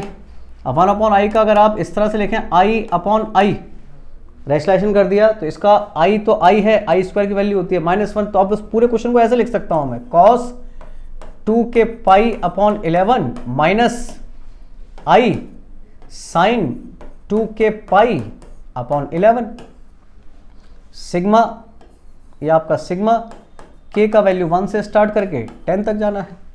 अब देखिए इसको अगर आप ध्यान से देख पा रहे हो तो ये बन गया है nth रूट ऑफ यूनिटी। इसमें पावर 11 मतलब अपॉन में 11 लिखा हुआ है, इसका मतलब ये है कि 11th root of unity, 11th root of unity, जिसको आप कुछ कुछ ऐसे भी कह सकते हैं cube root of unity. Cube root of unity जब आप लिखते थे तो आप शुरू करते थे 0 1 2। आप क्यूब रूट ऑफ यूनिटी का आपको फॉर्मूला पता हो, कुछ कुछ ऐसे लिखते थे हम लोग, कॉस के बाद आता था हमारा 2 के बाद के के बाद पाई, और अपॉन में आता था हमारे लिए n इस बात को शो करता था कि आप किसके लिए कर रहे हैं। जैसे अगर क्यूब रूट के लिए कर रहे हैं तो क्यूब रूट के लिए हम लोग लिखते थे 3। क्यूब रूट के लिए मैं आपको बताऊं ये लिखा जाता था 3 इस तरह से, फिर प्लस i साइन 2 के π/3। मैं इससे कंपेयर करा रहा हूं जिससे आपको थोड़ी आसानी हो। k इस बात को शो करता है कि आप k के लिए 0 1 2 3 इस तरह की वैल्यू रखेंगे। अब देखिए हमें क्यूब रूट ऑफ यूनिटी चाहिए, हमें चाहिए क्यूब रूट ऑफ यूनिटी, इकाई के घनमूल। तो k का वैल्यू स्टार्ट होगा 0, फिर आएगा 1 और फिर आएगा 2, इससे एक कम, इससे एक कम। तो अब देखो इनने क्या किया, हाँ क्यूब रूट ऑफ यूनिटी आते कितने हैं, क्यूब रूट ऑफ यूनिटी पहला आता है 1, फिर आता है ओमेगा और फिर आता है ओमेगा स्क्वायर। ये 1 आता है जब k का वैल्यू आप 0 रखोगे, ये 1 कब आता है जब k का वैल्यू क्या रखोगे 0। इसका मतलब 1 प्लस ओमेगा स्क्वायर, ये सब मिला के कितना होता है 0। मैं अभी आपको क्यूब रूट ऑफ यूनिटी पे ही बता रहा हूँ, पूरा क्वेश्चन इकाई के घनमूल पे चल रहा है। इकाई के घनमूल 3 होते हैं, 1 ओमेगा और ओमेगा स्क्वायर बराबर 0। ये वैल्यू जब आती है जब आप k की वैल्यू 0 रखते हैं। अब यहीं पे आ जाइए आप इस क्वेश्चन में, हमें k कहां से स्टार्ट करवाया 1 से, इसका मतलब k का वैल्यू 0 नहीं रखा है। इसका मतलब इसके जो 11th रूट आएंगे उसमें से एक रूट जो 1 होगा वो नहीं दिया गया है, क्योंकि वो आएगा k = 0 रखने पर, और बाकी जो रूट आएंगे वो सब कुछ इसी तरह के होंगे। कोई होगा ओमेगा, कोई ओमेगा स्क्वायर, कोई ओमेगा पावर 3, कोई ओमेगा पावर 4, इस तरह से इसके बाकी के 10 रूट आएंगे इस वाले क्वेश्चन के। इसमें टोटल 11 रूट होंगे, जिसमें पहला रूट होगा 1 जो x = 0 रखने पर आएगा, k = 0 रखने पर आएगा, जो कि हमें दिया नहीं है। इसका मतलब इसके जितने भी रूट होंगे उसको हम कुछ इस तरह से लिख सकते हैं, पहला 1, दूसरा अल्फा, तीसरा अल्फा स्क्वायर, फिर अल्फा क्यूब, और इसी तरह करते करते अल्फा पावर 10। ये हो गए टोटल इसके 11 रूट। हमसे पूछा गया है इनका समीशन, तो इनका समीशन जैसा यहां होता है 1 प्लस ओमेगा स्क्वायर का समीशन कितना होता है 0, तो इनके सभी रूट का समीशन कितना होगा 0। बट हमसे पूछा गया है कहां से, k = 1 से, मतलब पहली यहां से, सो इसकी वैल्यू आ जाएगी -1। मतलब आप इसको इस तरह से समझ सकते हैं इस क्वेश्चन को कि जब भी आपसे किसी भी यूनिटी के रूट पूछे जाएं और आपसे केवल ये पूछा जाए कि इसके जो इमेजिनरी वाले हैं ना उनका सम बता दीजिए, सो हमेशा किसके इक्वल होता है -1 के। एक बार और कोशिश कर लूँ आपको समझाने की मैं, कि सपोज करें ये आपके पास लिखा हुआ है, ये कोई क्यूब है, इसका हम रूट निकालने जा रहे हैं 1/9, 1/9 रूट हम निकालने जा रहे हैं। अब जब 1/9 रूट इसका निकालने जाएंगे तो इसमें पहला आएगा 1, दूसरा आएगा अल्फा, फिर आएगा अल्फा स्क्वायर, और इसी तरह से लास्ट मिलेगा अल्फा टू द पावर 8। इन सबका अगर सम करेंगे तो वो आएगा 0, और केवल इमेजिनरी का सम करेंगे that will be equal to -1, क्योंकि ये 1 इधर जाके शिफ्ट हो जाएगा। ये वाली वैल्यू आती है k = 0 रखने पर, ये वैल्यू आती है k = 1 रखने पर। उम्मीद करता हूं आप मेरी बात समझ पा रहे होंगे। अब मैं दोबारा से एक बार उस क्वेश्चन को अगर देखूं तो क्वेश्चन में आपके पास ये लिखा हुआ है सिग्मा, आई में कॉमन ले रखा हूं, ये हो गया कॉस, ये हो गया 2k pi, that is upon आपका n 11, ये आपका माइनस ये साइन 2k पाई और ये आपका फिर से 11, और k का जो वैल्यू शुरू किया गया था, ये शुरू किया गया था 0 से, और कहां तक गया था, ये गया था आपका 10 तक, ये गया हुआ था आपका 10 तक। क्लियर ना भाई? तो इतनी बात समझ में आ गई। अब इसका मतलब ये है कि इसका k का वैल्यू 0 से स्टार्ट होता है, तो इसका पहला आंसर आता 1, फिर आता दूसरा आंसर अल्फा, फिर आता अल्फा पावर 2, फिर आता अल्फा पावर 3, और इसी तरह करते हुए आता अल्फा पावर 10। बट इन्होंने आंसर शुरू किया है 1 से, इसका मतलब यहां से हमें देखना है, so that will be equal to होता है 0। तो इसका मतलब यहां से हमें कितना मिल जाएगा, alpha, alpha square, alpha cube is equal to alpha power 10 तक, दैट इक्वल टू -1। इस टोटल की वैल्यू आ गई -1, साथ में i का मल्टीप्लाई हो रहा है, so that equal to -i। ठीक है भाई, मैंने आपको इस क्वेश्चन को 2 बार समझाने की कोशिश की है, उम्मीद करता हूँ थोड़ा बहुत समझ में आया होगा। और एक क्वेश्चन और ले रहा हूँ मैं, बाकी के क्वेश्चन जो बच जाएंगे वो आप क्लासरूम में पूछ सकते हैं अपने रिस्पेक्टिव टीचर से, जो भी आपके क्लासेस के अंदर हैं आप उनसे पूछ सकते हैं। अगर फिर भी आपको डाउट रहे तो आप मुझसे आके मिल सकते हैं। एक क्वेश्चन और ले रहा हूँ मैं, that is question number 63। Question number 63, ये इसमें लिखा हुआ है आपका x सिग्मा n 0 से आपका इन्फिनिटी तक a power n, y sigma n 0 से infinity b power n, and z sigma n 0 से स्टार्ट होके इन्फिनिटी तक, that is c power n। a b c आपके AP में है, ये जानकारी भी इन्होंने हमें दी। a b c ये AP में है, AP अर्थमेटिक प्रोग्रेशन मतलब समांतर श्रेणी। तो देखो पहले तो हम इसे समझ लें, ये हमारे पास लिखा हुआ x से लिखा हुआ है a पावर n 0 से स्टार्ट होके इन्फिनिटी तक, मतलब लिखा हुआ है x equal to a power 0 plus a power 1, a power 2 and plus a power 3 dash dash a power n, infinity तक गया है, मतलब इन्फिनिटी। अब देखो ये एक GP है जिसका पहला टर्म 1 है, a पावर 0 की वैल्यू 1 होती है, इसका मतलब x की वैल्यू आएगी 1 अपॉन 1 माइनस a। इस फॉर्मूला से x equal to a upon 1 minus r का मतलब होता है कॉमन रेशियो, सार्वनुपात। तो ये हो गया x का वैल्यू, x का वैल्यू हमें मिला 1, x का वैल्यू हमें मिल रहा है 1, y का वैल्यू, y का 1 अपॉन 1 माइनस b, और z का वैल्यू 1 अपॉन 1 माइनस c। ये x y z तीनों की वैल्यू मिल गई हमें। और अब आते हैं हम अपने क्वेश्चन पे कि क्वेश्चन में क्या क्या लिखा है। क्वेश्चन में लिखा है कि a b c समांतर श्रेणी में, मतलब AP में है। अगर a b और c ये समांतर श्रेणी में है तो हमने पढ़ा था कि इनमें से किसी नंबर को माइनस कर दिया जाए या इनको किसी नंबर में से माइनस कर दिया जाए। अगर ये AP में है, ये अगर AP समांतर श्रेणी में है तो फिर 1 माइनस a, 1 माइनस b और 1 माइनस c ये भी AP में ही होंगे, और इनका reverse 1 upon 1 minus a, 1 upon 1 minus b और 1 अपॉन 1 माइनस c ये HP में होंगे। तो हमसे पूछा गया था कि आपके ये क्वेश्चन जो था कि ये 1 upon 1 minus a, 1 upon 1 minus b ये किस में होंगे, तो that will be in HP। तो ये रहा आपके क्वेश्चन नंबर 63 का answer. Question number 64, question number 64 में आपके पास लिखा हुआ है p square plus q square that equal to 1, और आपको बताना है कि p प्लस क्यू का मैक्सिमम वैल्यू कितना होगा। p प्लस क्यू का मैक्सिमम वैल्यू हमसे पूछा गया है कि p प्लस क्यू का मैक्सिमम वैल्यू कितना होगा। तो भाई सिंपल सा लॉजिक है इसमें, अगर हम इस्तेमाल कर दें कि ये लिखा हुआ है p स्क्वायर, ये लिखा हुआ है क्यू स्क्वायर, मैक्सिमम मिनिमम में हमने पढ़ा था कि जब भी कोई चीज़ें इस तरह से लिखी हो p और q दोनों बराबर में, तो वो दोनों बराबर हो जाना चाहिए। जैसे सपोज करो p का वैल्यू होना चाहिए इक्वल टू 1 अपॉन रूट 2 और q का वैल्यू होना चाहिए 1 अपॉन रूट 2, तो 1 अपॉन रूट 2 का square that equal to 1 upon 2, और ये भी हो गया 1 अपॉन 2, 1 अपॉन 2 मिला के ये हो गया आपका 1। इसका मतलब p की वैल्यू होगी 1 अपॉन रूट 2 और q की वैल्यू भी होगी 1 अपॉन रूट 2, तो आपको चाहिए कंप्लीट मिला के p प्लस q। तो ये हमारे पास हो गया 1 upon root 2 and plus 1 upon root 2 means 2 upon root 2, और ये यहाँ से कैंसिल तो हमें मिल गया रूट 2। तो p प्लस क्यू की जो मैक्सिमम वैल्यू होगी वो होगी आपकी रूट 2। ये एक सिंपल लॉजिक से हमने अप्लाई किया है। नॉर्मल जो तरीका होगा वो इसका ये होगा कि कि p square plus q square की वैल्यू आपको दी गई है, तो इसमें हम लिख सकते हैं कुछ इस तरह से। उम्मीद करता हूँ वैसे तो यही समझ में आ गया होगा आपको, लेकिन फिर भी आप इसे ऐसे लिख सकते हैं कि p square plus q square is equal to 1, ये गिवन है आपको।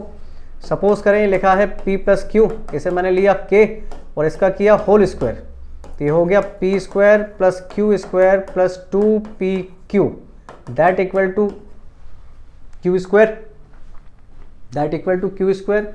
एक छोटी सी बात और, आप सबको मालूम है कि अगर दो नंबर लिखे हुए हैं पी स्क्वायर और क्यू स्क्वायर, तो इन दोनों का अर्थमेटिक मीन की वैल्यू इनके ज्योमेट्रिक मीन से, इनके गुणोत्तर माध्य से बड़ी होती है। दो संख्याओं का समांतर माध्य उनके गुणोत्तर माध्य से बड़ा होता है। तो इसके मतलब ये हुआ कि पी स्क्वायर और क्यू स्क्वायर की जो वैल्यू है दैट विल बी, ये हो गई 2pq। ये बात क्लियर हुई? तो इसका मतलब ये हुआ कि 2pq का जो वैल्यू होगा वो या तो P square plus q square होगा या फिर इससे ज़्यादा होगा। तो ये इसकी मिनिमम वैल्यू आ गई 2pq की, और 2pq ये किसकी इक्वल है? ये है 1 की इक्वल। तो यहाँ मैं इसको रिप्लेस कर रहा हूँ, दैट इज़ 1 2pq। 2pq की value P square plus q square, वो भी मिनिमम वाली, जो मैक्सिमम वाली, क्योंकि ये कह रहा है इस तरह से लिखा है, देखो 2pq ये arrow and P square plus q square. तो 2pq की वैल्यू या तो ये होगी या फिर इससे कम होगी। कम कितनी होगी पता नहीं, मैक्सिमम क्या होगी? बोला ये होगी। तो इसका मतलब इसकी वैल्यू क्या है? ये, और इसकी वैल्यू कितनी है? 1 that equal to k square. So k equal to √2। यही हमने क्वेश्चन की स्टार्टिंग में लिया था, तो इस हिसाब से हमारा आंसर हुआ √2। ये हुआ क्वेश्चन नंबर 64। क्वेश्चन नंबर 60, इसके बाद आपका है 67 और देख रहे हैं हम लोग 67। बहुत कोशिश कर रहा हूँ कि ज़्यादा से ज़्यादा क्वेश्चन कवर किए जा सकें, बट पॉसिबल नहीं दिख रहा है। फिर भी अगर बीच में कुछ एक कैलकुलेटिव मिस्टेक हुई हो तो उसको आप इग्नोर कीजिएगा और खुद से ट्राई करने की कोशिश कीजिएगा।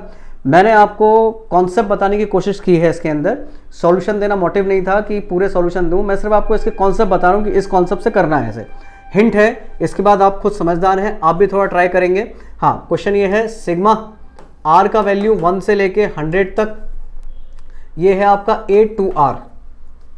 और अगला दिया है हमें सिग्मा, ये दिया गया है R 1 से स्टार्ट होके 100 तक, और ये भी हमें दिया गया है A to R -1 that beta. तो आपको बताना है इसमें D कितना होगा, D का वैल्यू बताना है। तो देखिए इसका भी सिंपल एक आप तरीका समझ लें कि ये लिखा हुआ है 2R, इसका मतलब ये इवन टर्म लिखे हुए हैं। ये लिखा हुआ है 2R -1, इसका मतलब ये ऑड टर्म लिखे हुए हैं। और ये सिग्मा मतलब समीशन लिखा हुआ है 100 टर्म तक का। तो देखो क्या क्या लिखा हुआ है, जरा इसको आप समझें। आपके पास पहले लिखा हुआ है ये A2, A4, A6, A8, और ऐसा करते करते A to 100, और इसकी वैल्यू दी है अल्फा। ठीक है भाई, ये लिखा हुआ है हमारे पास A1, A3, A5, A7, और ये भी हो जाएगा हमारे पास A199, इसकी वैल्यू दी गई है बीटा। अब अगर आप इसको इसमें माइनस कर लें तो आप देखो, इसको माइनस करेंगे तो आपको ये मिलेगा ना, A2 minus A1 corresponding, A4 minus A3 corresponding, A6 minus A5, और इसी तरह से A to 100 minus A199 that equal to alpha minus beta. दोनों को माइनस कर दिया। अब देखो ये भी D होता है, A2 माइनस A1, ये भी D होता है, ये भी D होता है, और आगे भी D ही मिलेंगे। ये कितने D मिलेंगे टोटल? 100।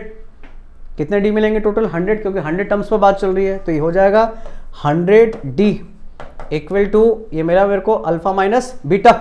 तो ऑप्शन है मेरे पास कितने कितने? हाँ, पहले ही ऑप्शन मैच कर रहा है, अल्फा माइनस बीटा। तो D equal to alpha minus beta upon 100। ठीक है भाई, तो ये रहा आपका क्वेश्चन नंबर 67। 68 क्लासरूम में कराया हुआ क्वेश्चन है, 69 APGP का क्लास का क्वेश्चन है, और क्वेश्चन नंबर आपका 70 ये भी मैंने क्लासरूम में कराया था। 71 ये आपका एक बाइनोमियल का टेस्ट हुआ था, उसमें कराया गया क्वेश्चन था। इसका आंसर है 71 का C 2/n। तो इस हिसाब से मैंने आपके लिए काफ़ी हद तक क्वेश्चन कराने के प्रयास किया।